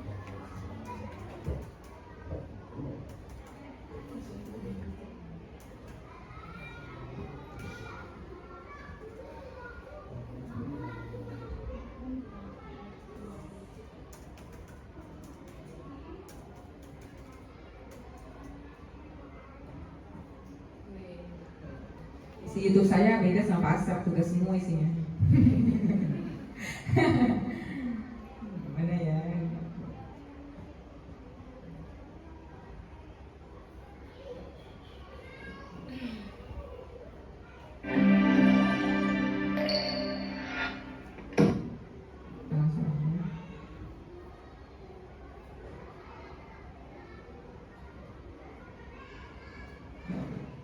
Afdal Fatir diajak oleh Bu Citra ikut ke ruang. Hei Afdal, kemarin kamu tidak pikir. Yang mana Upi? Sama aja ya. Gak apa deh. Kurang lebih seperti itu ya Bapak Ibu ya. Praktek. Sudah hari jadwalnya. Aku dan teman-teman capek tahu. Tidak ada ngomong. Karena aku lupa tadi sengaja. Ini apa ya? Kok ribut-ribut kayak gini? Sama teman tidak bisa. Afdal sama Fadil sekarang itu sama teman-teman ribut ya. Baik, Fadil, Afdal. Sebelum Bu Citra mulai berbicara, coba kalian kenalkan diri kalian terlebih dahulu. Coba kalian cerita. Langsung yang akhir dulu. Saya sudah bukan kata-kata. Saya juga minta maaf ya. Karena sudah membuang kamu. Baik, sudah maaf-maafan. Sekarang kalian boleh kembali ke sekolah masing-masing.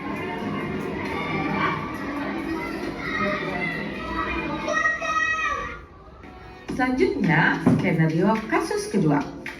Jam istirahat sudah selesai. Cukup satu.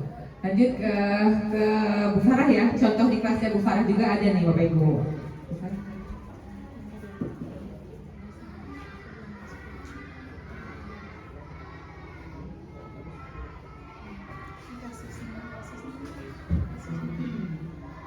Nih, kasus di kelas 1B ceritanya, Alila sudah 2 hari berturut-turut datangnya selalu terlambat.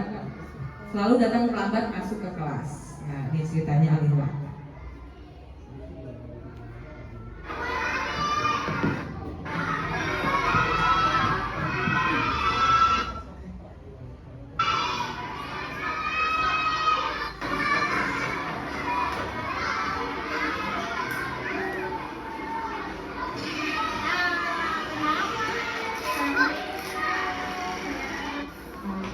Alhamdulillah, terima kasih ya sudah mau datang Bu Farah panggil.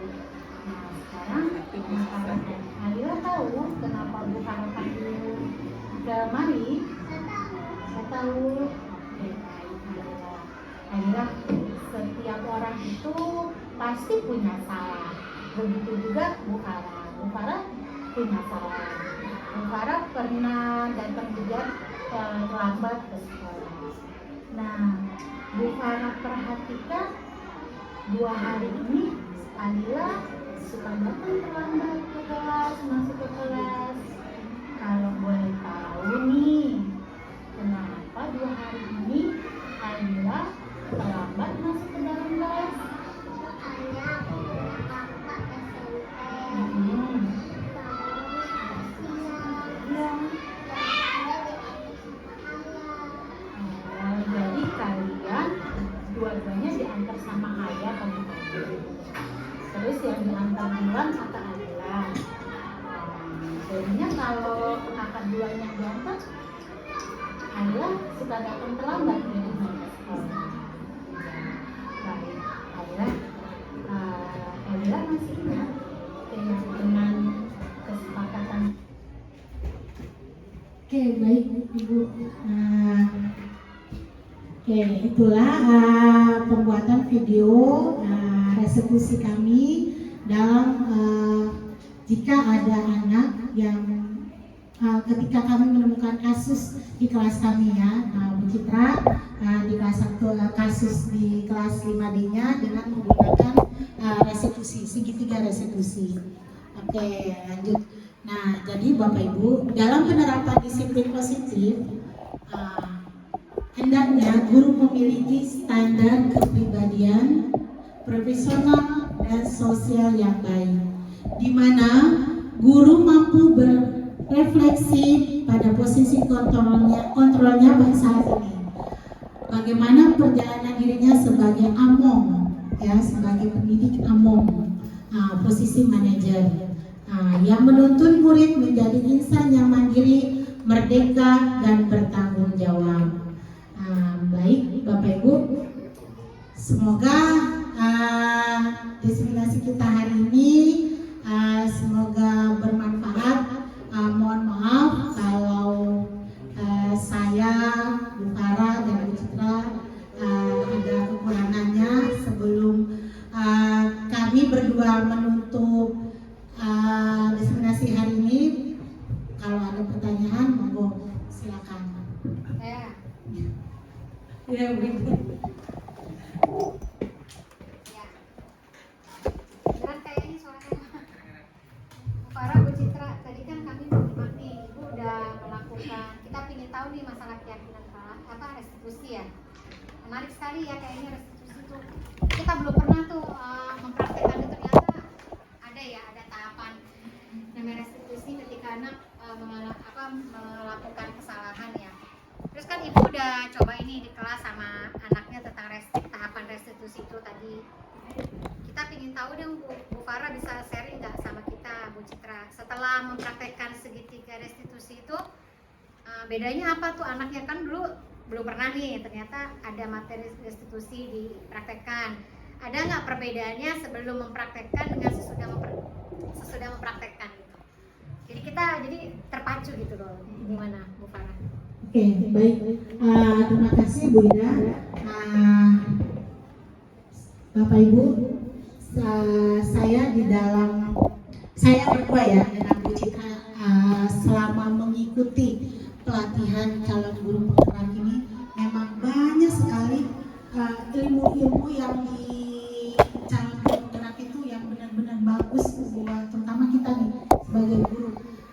Ternyata selama ini saya nih, termasuk saya sebagai guru, ternyata saya memberikan hukum atau disiplin positif itu kepada anak itu ternyata salah loh. Ternyata ada tahap-tahapannya, ternyata ada pemberian hukuman itu ada tahapannya yang tadi menggunakan segitiga restitusi. Nah, yang tadi Bu Ida tanyakan selanjutnya ya Bu Ida ya, setelah kita melakukan tahapan segitiga restitusi. Nah, yang tadinya Bapak Ibu, yang tadinya nih biasanya nih saya tadi kan ada 5 kontrol guru ya, posisi kontrol sebagai penghukum, sebagai pemantau, sebagai teman. Ternyata yang lebih bagus itu kan sebagai manajer.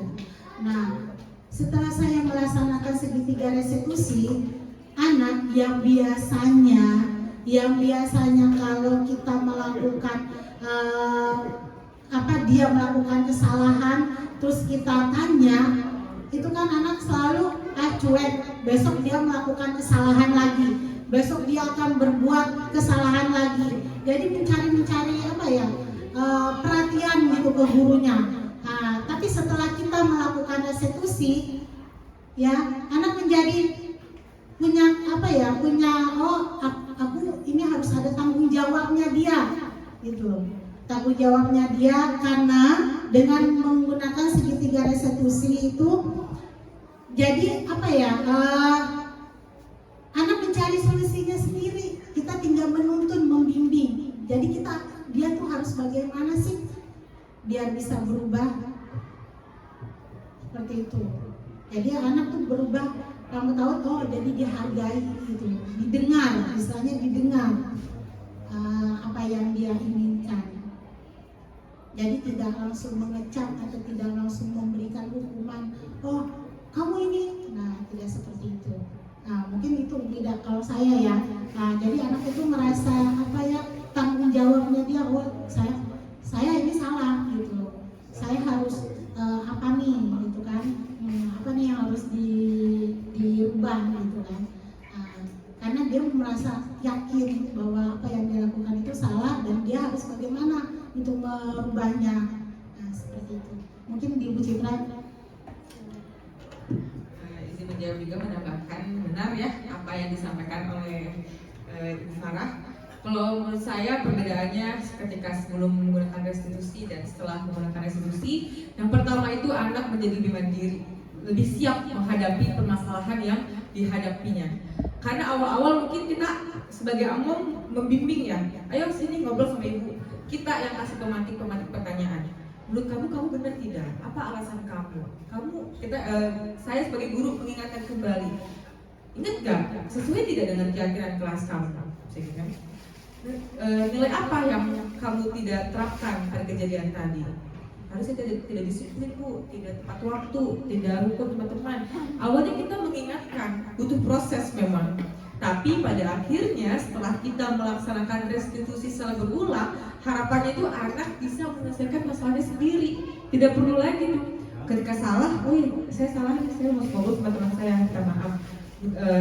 Merefleksikan lagi dirinya, oh tadi saya kurang disiplin nih, dia akan memperbaiki tanpa ada paksaan disuruh oleh gurunya, seperti itu harapannya tuh. Nah, ketika keyakinan yang tumbuh dalam dirinya menjadi sebuah disiplin itu kan artinya sudah menjadi kebiasaan setiap harinya, melekat pada dirinya. Itulah goalsnya itu di situ. Jadi dimana setelah restitusi itu anak mempunyai keyakinan dan mengimplementasikannya pada sikap disiplin positif. Begitu, Wida. Cukup, Wida. Terima kasih, Wida. Jadi akan kita praktekkan di kelas. Insya Allah. Terima kasih ilmunya, Bu Citra, Bu Farah. Ya, sama-sama. Insya Allah restitusi ini sangat bagus ya. Walaupun mungkin secara sekilas apaan sih ngobrol sama anak doang gitu ya. Capek deh ngomong sama anak. Memang prosesnya itu capek. Itu yang Bapak ingin mencapai sesuatu yang bagus itu memang harus capek ya. Harus capek. Jadi secara kasat mata cuma gini doang mas, saya juga sering ngobrol sama anak, tapi kita lihat langkah-langkahnya sudah sesuai belum dengan restitusi gitu. Nanti kalau ada mau ditanya lebih dalam lagi gimana sih kepo sama restitusi, boleh tanya sama saya atau tanya sama Bu Farah ya. Sampai sini masih ada pertanyaan lagi? Oh boleh Pak Dedi, boleh Pak Dedi. Terima kasih Bu Citra, Bu Farah. Yang dikatakan Bu Dedi sekali ya untuk pendekatan restitusi. Tadi kan sini kan apa yang menarik saya tadi nih, yang menarik saya Bu Citra sama Bu Farah kan beda kelas ya, dan juga kalau Bu Citra kan kelas tinggi, Bu Farah kelas rendah. Kalau untuk kelas ini menurut saya pribadi ya, kalau untuk kelas tinggi mungkin tidak begitu banyak kendala kali ya, karena kan emosionalnya kan mereka udah stabil ya, walaupun memang ada juga yang nggak stabil lah gitu. Tapi kalau untuk kelas rendah, terutama kelas 1, kelas 2, emosi mereka tuh belum stabil kayaknya gitu. Ini sih menurut pribadi saya, tapi nggak tahu, tadi kan Bu Farah kan sudah melakukan eksperimen atau praktik lapangan ya. Nah mungkin proses untuk restitusi ini lebih cepat digunakan untuk kelas rendah atau kelas tinggi. Dan juga maaf tadi juga belum disinggung deh, karena juga kita menarik sekali karena kita mau coba juga nanti nih, kendala apa sih, kendala-kendala kayak kali belum sempat disinggung ada ya, kendala baik itu di kelas rendah maupun di kelas tinggi ya. Itu mungkin yang kami tanyakan. Terima kasih atas kesempatannya. Assalamualaikum. Baik, terima kasih Pak Dedi. Tepuk tangan dulu buat Pak Dedi. Artinya boleh menyimak ya dengan baik materi tadi. Nah, kalau dibilang kesulitan antara kelas tinggi sama kelas rendah pasti ada ya. Apalagi Bu Farah ini selama proses pembelajaran restitusi ini sering cerita sama saya, Bu Citra, aduh kelas 1 gimana ini saya, ngerjain tugasnya gimana ini saya, kelas 1 ngomongnya gimana ya Bu Farah ya. Jadi sebenarnya restitusi ini bisa dilaksanakan. Nanti sebelum Bu Farah cerita bagaimana lika-likunya melaksanakan restitusi di kelas rendah. Sebenarnya buat pertanyaan pertama, lebih efektif, lebih cepat yang mana, di kelas rendah atau di kelas tinggi? Sebenarnya sama aja Mbak Lina. Diperuntukkan untuk semua ya. Mau SD, SMP, SMA, perkuliahan, segitiga restitusi ini bisa digunakan. Cuman untuk hanya saja dalam kendalanya mungkin akan dihadapkan dengan kendala yang berbeda-beda. Kayak saya, jangan jauh-jauh ke sekolah lain deh. Kelas saya sama kelas Bu Farah pasti kendalanya berbeda-beda. Ya, coba Bu Farah boleh ceritain Bu Farah bagaimana pengalamannya? Ya, terima kasih Pak Dedi. Memang yang tadi Bu Citra bilang ya, penerapan segitiga restitusi itu kalau untuk di kelas rendah ya, terutama di kelas 1. Kalau kelas 1 kan Bapak Ibu tahu kan karakternya itu luar biasa. Saya tuh memang pendekatannya itu Pak Dedi harus dengan, kalau anak kelas 1 itu kan transisi dari TK, dari PAUD ke SD. Nah, jadi kan otomatis dia tidak jauh-jauh, tidak boleh, masih masih mengharapkan seorang ibu istilahnya, mencari seorang istilahnya orang tuanya gitu loh. Nah, saya di kelas 1 itu menerapkan segitiga restitusi itu menempatkan saya sebagai ibunya dia gitu. Jadi saya harus benar-benar kayak misalnya kasus di kelas saya tuh Pak Dedi, pasti Bapak Ibu kenal dengan Jidan Ali. Nah itu luar biasa itu Jidan Ali. Jidan Ali itu luar biasa. Jadi saya pendekatannya itu alhamdulillah dengan saya menggunakan pendekatan segitiga restitusi ya istilahnya agak berkurang lah.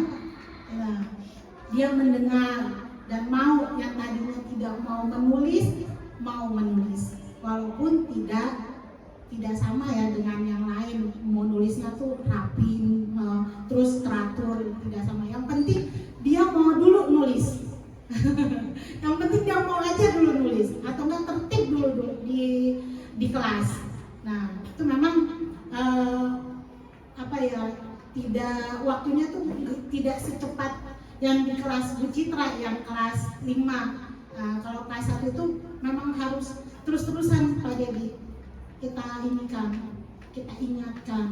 gitu.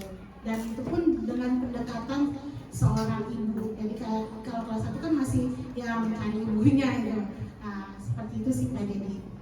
Alhamdulillah dengan saya menggunakan segitiga restitusi, alhamdulillah ya bisa kelihatan gitu perilaku atau kebiasaan Jidan Ali yang tadinya sekarang udah masih bisa dia mengikuti. Seperti itu sih Pak Dedi.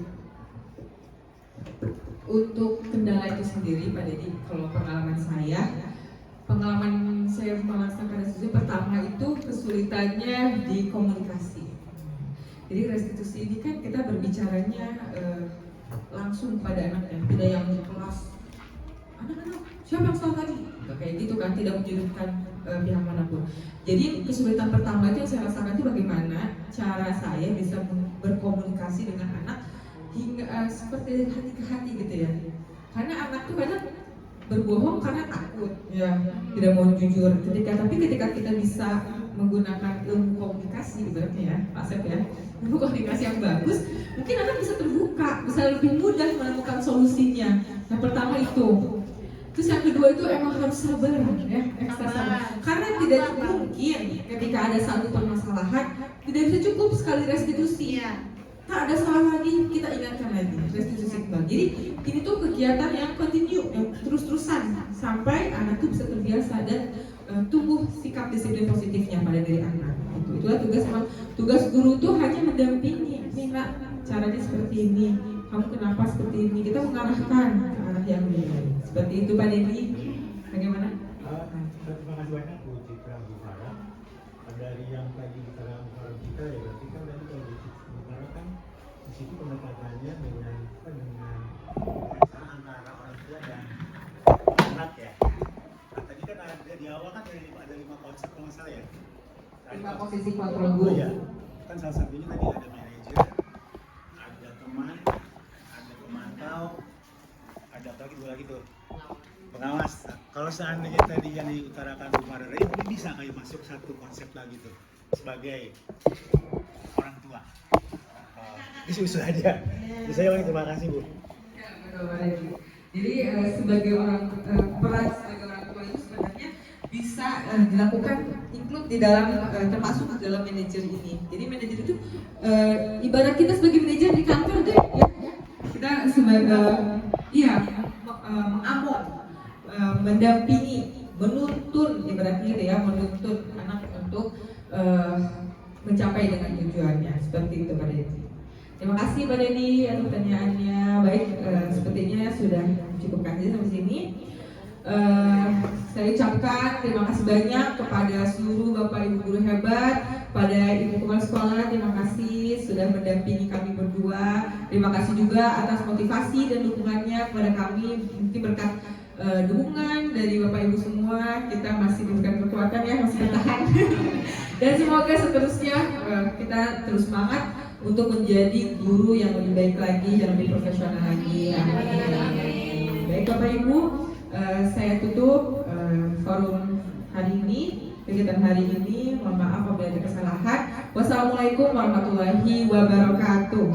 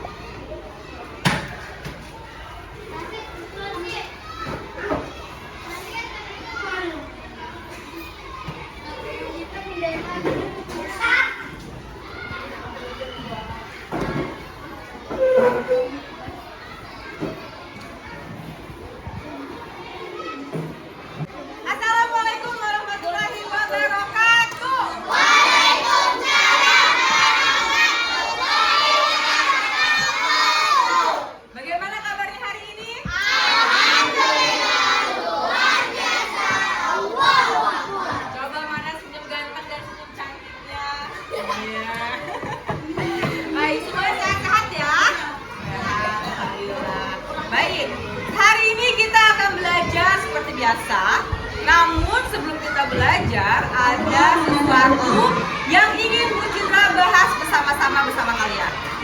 Sebelumnya, coba sekarang kalian lihat ke tembok sebelah kanan Bu Citra di ujung. Ada apa itu di bawah kipas? Ada Aturan kelas 5D. Coba. Kita membuat itu masih ingat gak kapan? Waktu awal masuk ke kelas 5D. Kita sepakati bersama-sama kemarin. Masih ingat? Kita baca coba sama-sama. Yang nomor 1 apa? Yang kedua? Yang ketiga? Yang keempat? 5?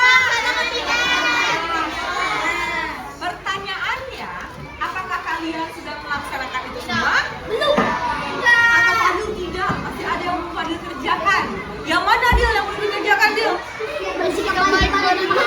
Bersikap baik kepada teman. Bu Citra lihat masih ada yang suka ngata-ngatain antar teman. Ada yang suka ledek-ledekan. Siapa coba? Jangan menyalahkan orang lain, tanyakan pada diri sendiri. Masih ada? Masih. Perbuatan baik atau tidak? Bukan. Lalu lihat, melaksanakan piket kelas, masih ada yang kabur tidak? Masih. Banyak. Coba tuh. Mengangkat tangan sebelum bicara. Kadang Bu Citra lihat masih ada yang nggak pakai angkat tangan, langsung aja bacot kayak di pasar. Ya, fisik kelas. Baik. Oleh karena itu, sekarang Bu Citra ingin ajak kalian kita buat kesepakatan kelas yang baru. Ya. Kesepakatan kelas ini yang nanti kita bikin harus disepakati oleh semuanya. Siap. Ya. Kenapa kita harus punya kesepakatan kelas? Coba. Atau tidak gini? Ada yang tahu tidak perbedaan antara aturan sama kesepakatan? Bedanya apa? Siapa yang tahu? Coba pikirkan dalam hati kalian masing-masing. Dalam otak kalian masing-masing. Apa sih bedanya antara aturan sama kesepakatan? Apa bisa?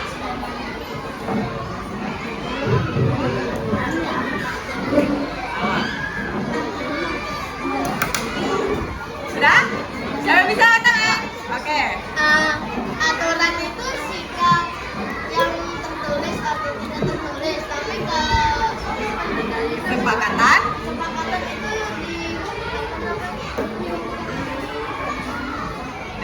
Oke, kata Fadil aturan itu tertulis.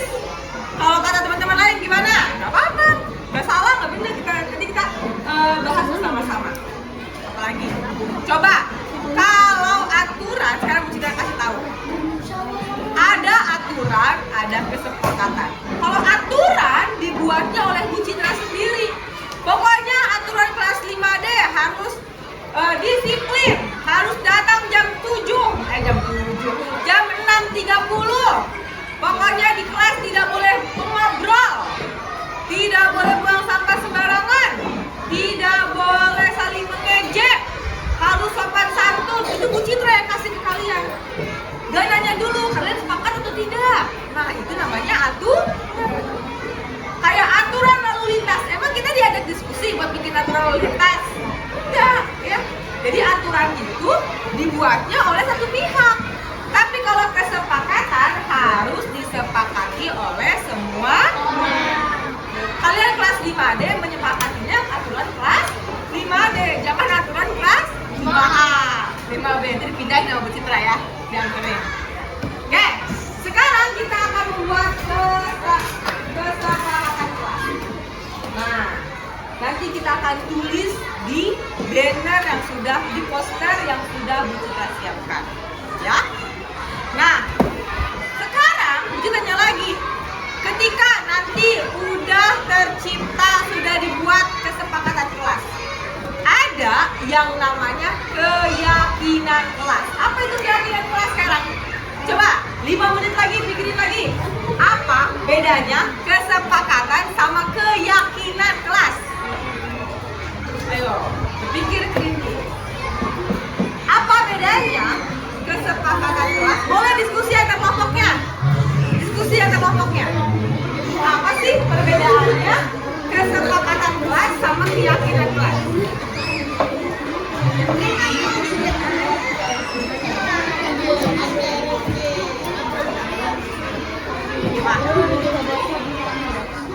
Sudah? Ada yang tahu? Angkat tangan. Ayo, Pak Reza. Pak Reza. Kalau kesepakatan kelas tadi yang apa?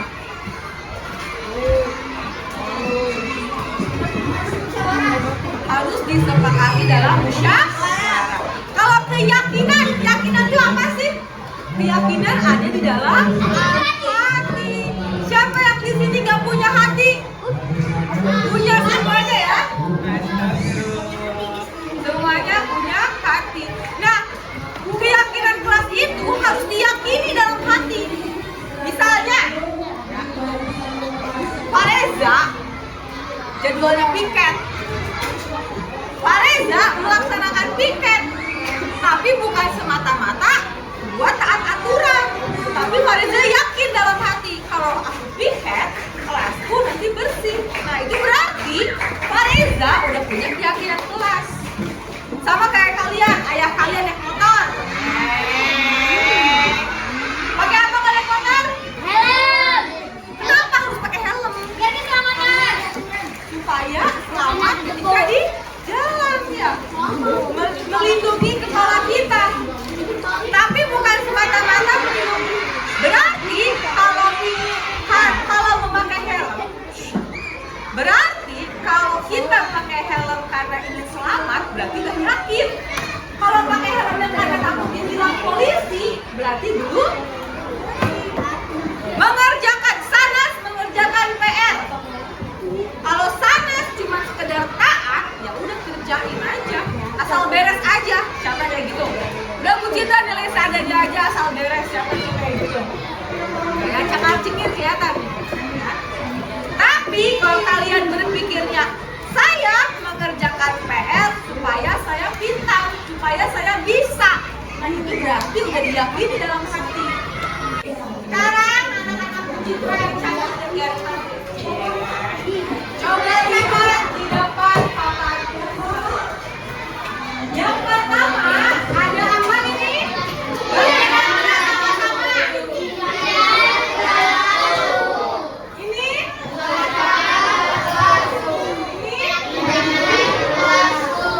Nah hari ini Bu Citra akan ajak kalian untuk membuat keyakinan kelas kita yang baru, yang nanti akan kita lakukan setiap hari di kelas.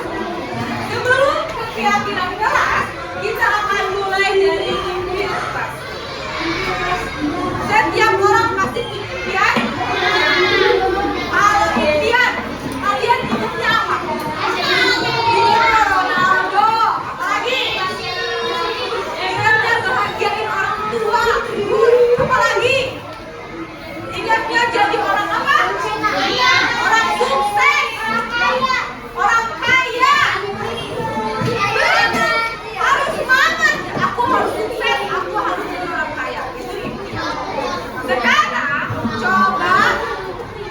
Sekarang coba kalian pikirkan, impian apa sih yang kalian harapkan dari kelas kita? Jangan dulu cita-cita kalian, tapi dari kelas kita. Kalian ingin punya kelas yang seperti apa?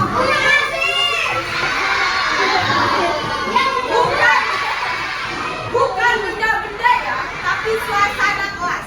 Impian kalian, kelas kalian tuh ingin suasana itu seperti apa?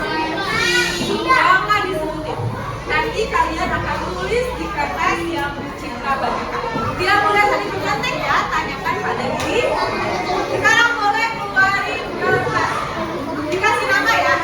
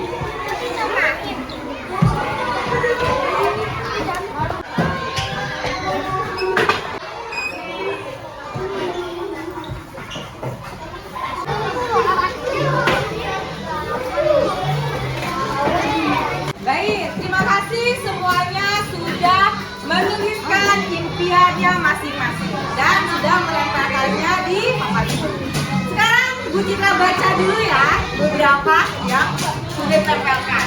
Kita baca dari yang pertama, dari Danis. Danis mempunyai impian kelas 5 ini ingin tidak berisik katanya. Ya. Ingin tertib, ingin aman dan juga ingin aman. Semuanya sama, pengen sama kayak Danis? Emang Fadil pengen ribut kelasnya? Emang nyaman kalau belajar tapi kelasnya ribut? Tidak ya. Kita baca lagi. Yang mana ya? Kita baca yang Asyifa. Aku ingin kelas aku bersih dan rapi. Aku ingin, Asyifa aja yang baca ya. Asyifa. Teman, impian kelasku adalah aku ingin kelasku bersih dan rapi. Aku ingin teman-temanku hidup rukun. Aku ingin semua sopan dalam bicara dan datang tepat waktu semua. Pada kelasku aku ingin rukun terhadap teman, nyaman tak ada kebisingan, aman dalam kelas seperti tidak ada yang pojok-pojokan. Tempat belajar yang nyaman, fasilitas yang baik dan bagus. Aku ingin kelasku rukun dan damai. Teman, keinginan kelasku menjadi bersih, indah, nyaman untuk belajar. Aku ingin kelasku rapi dan damai dan datang tepat waktu. Oke, kita baca impiannya Sanas. Impian kelasku adalah aku ingin kelasku menjadi kelas yang berprestasi dan penuh dengan anak yang ceria. Mana cerianya? Nah, sekarang kita akan ubah impian kelas yang sudah kalian tulis, kita buat menjadi kesepakatan kelas. Dari impian kalian, berarti supaya terwujud impian kalian harus ada kesepakatan apa nih di kelas kita? Ya, musyawarah dilakukan secara musyawarah. Ya, kalian nanti catat lagi di kertas yang kita bagikan. Nanti kalian tempel di bagian kesepakatan kelas.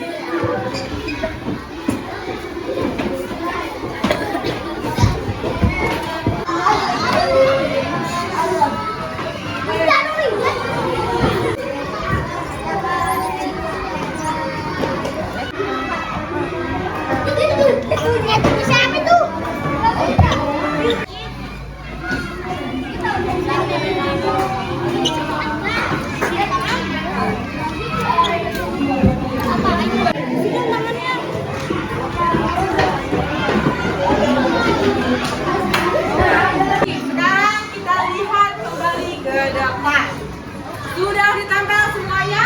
Sudah. Ada yang belum ditempel? Sudah semuanya ya. Kita tepuk tangan dulu untuk kita semuanya. Sekarang Bu Citra akan bacakan satu persatu tentang kesepakatan kelas yang sudah kalian buat masing-masing. Kita mulai dari Fareza. Aku mau kelasku memiliki aturan yang tidak terlalu berat. Gimana tidak terlalu berat? Kita lihat. Seperti wah jatuh nih. Seperti melaksanakan piket kelas. Tidak berat ya piket ya. Lalu datang tepat waktu. Lalu tidak melawan guru. Dan tidak mengobrol saat guru menjelaskan. Betul sekali, hebat Fareza. Lanjut kita lihat yang perempuan. Lihat yang punya gendis. Ya. Kata gendis, kesepakatan yang gendis inginkan adalah tidak kabur dari piket. Sama ya?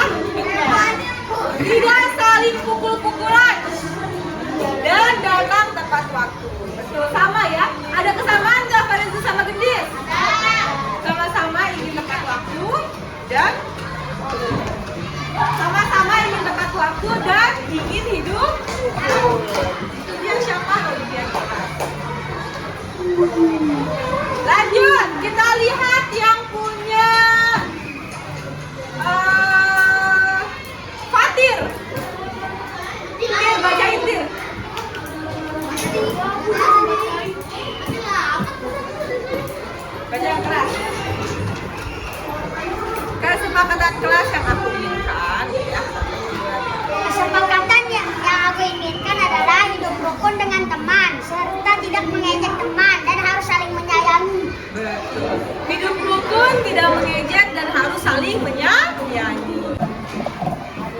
Bacakan ke depan teman-teman. Baca yang keras. Kesepakatan kelas.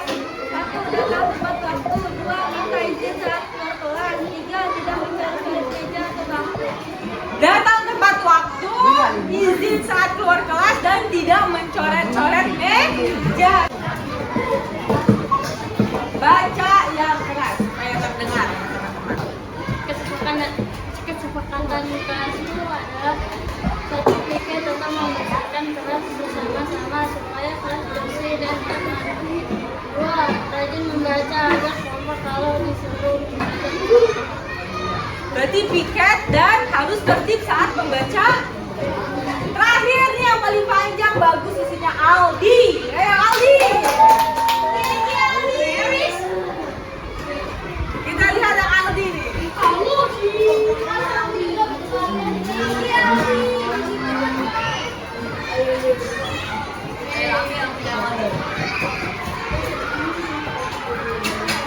Baca keras ya.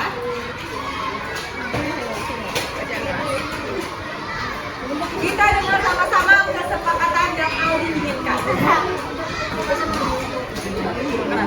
Kesepakatan kelas yang aku inginkan adalah, teman-teman, ini kesepakatan kelas yang aku inginkan. 1, 2, 3. Teman-teman, kesepakatan kelas 1 yang diinginkan adalah datang tepat waktu sebelum bel berbunyi, jaga kelas agar tetap bersih dan nyaman, laksanakan jadwal piket kelas agar kelas bersih dan tetap nyaman, hidup rukun sesama teman, meminta izin saat keluar kelas kepada bapak atau ibu guru kelas. Ada 5 kesepakatan yang Aldi inginkan. Datang tepat waktu, menjaga kelas tetap bersih, melaksanakan jadwal piket, hidup rukun, dan meminta izin saat keluar. Secara keseluruhan, kesepakatan kelas yang sudah kalian inginkan, yang sudah kalian buat masing-masing, ternyata ada kesamaannya nih. Apa aja coba tadi? Yang sama-sama. Melaksanakan piket, datang tepat waktu, hidup rukun. Kita list ya. Berarti yang pertama, datang tepat waktu.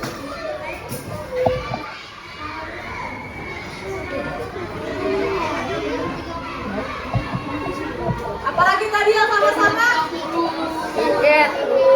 Apa? Melaksanakan piket.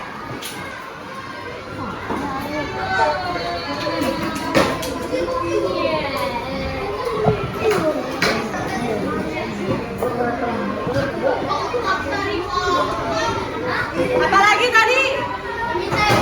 Beneran sama? Hidup?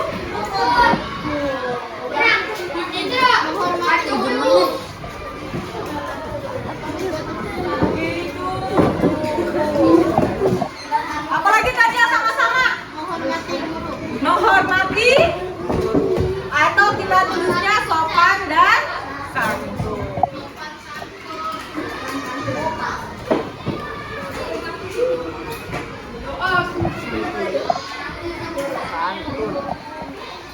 Apalagi tadi?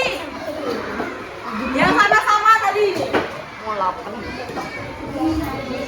Datang tepat waktu, piket, lalu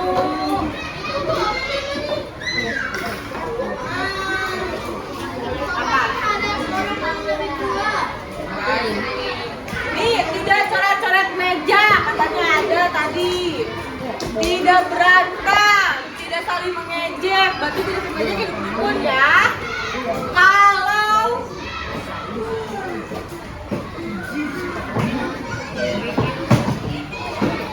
nih, mencoret-coret ada, Afdal. Di Kamelia juga ada. Berarti harus menjaga apa? Menjaga kebersihan. Itu apa ya? Yang lebih bagusnya menjaga fasilitas atau merawat kelas.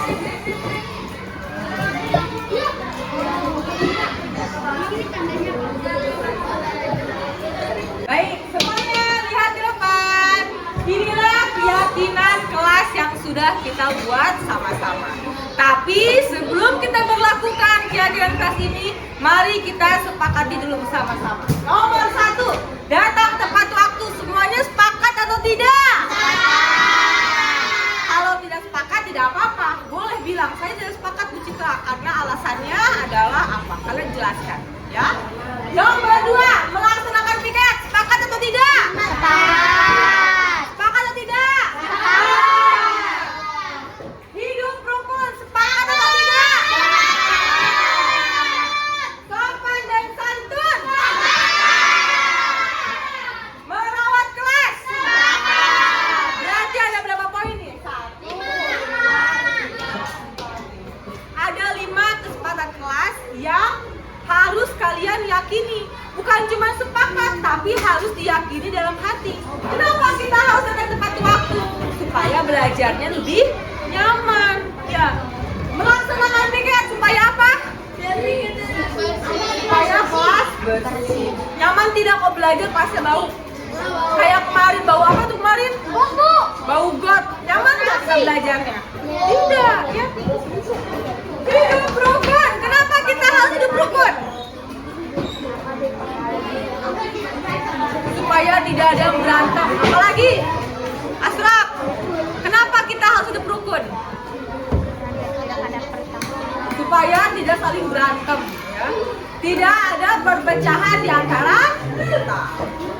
Sopan dan santun. Kenapa kita harus sopan dan santun? Kenapa kita harus sopan dan santun? Supaya kita bisa merasa dihargai. Sopan santun itu bukan berarti kalian ke Bu Citra aja, ya. Bu Citra harus sopan nggak sama kalian? Coba pikirin, Bu Citra boleh nggak tidak sopan ke kalian? Bu Citra ngomong kasar ke kalian? Jadi sopan santun itu Bu Citra juga harus, anak-anak juga harus. Yang terakhir apa? Bisa semuanya? Bisa. Tepuk tangan untuk kita semua. Ini adalah 5 keyakinan kelas yang sudah kita sepakati bersama-sama. Ucapkan sepakat bersama-sama. 1, 2, 3. Sepakat. Kurang keras. Sepakat. Kurang keras. Sepakat.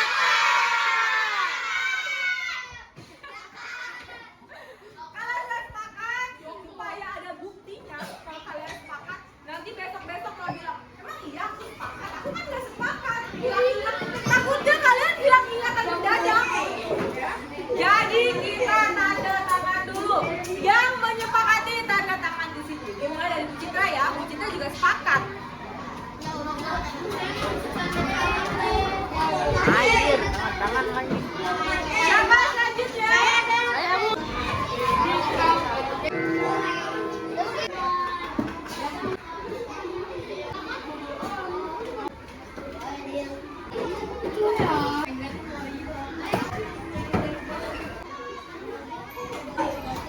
Belum.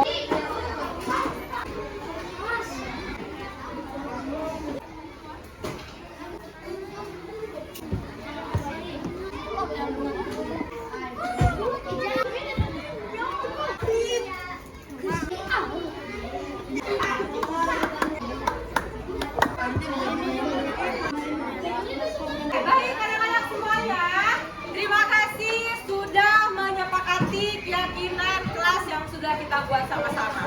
Semuanya sudah tanda tangan, artinya mulai sekarang kalian bertanggung jawab melaksanakan keyakinan kelas yang ada di sini. Siap semuanya? Bu Citra berharap nanti kalian bisa lebih baik setelah adanya keyakinan kelas ini. Kelas kita menjadi lebih nyaman, lebih aman, lebih tertib. Siapa yang mau seperti itu? Baik, ya. Kita sama-sama berusaha agar kelas kita menjadi kelas yang positif. Sekian dari Ibu.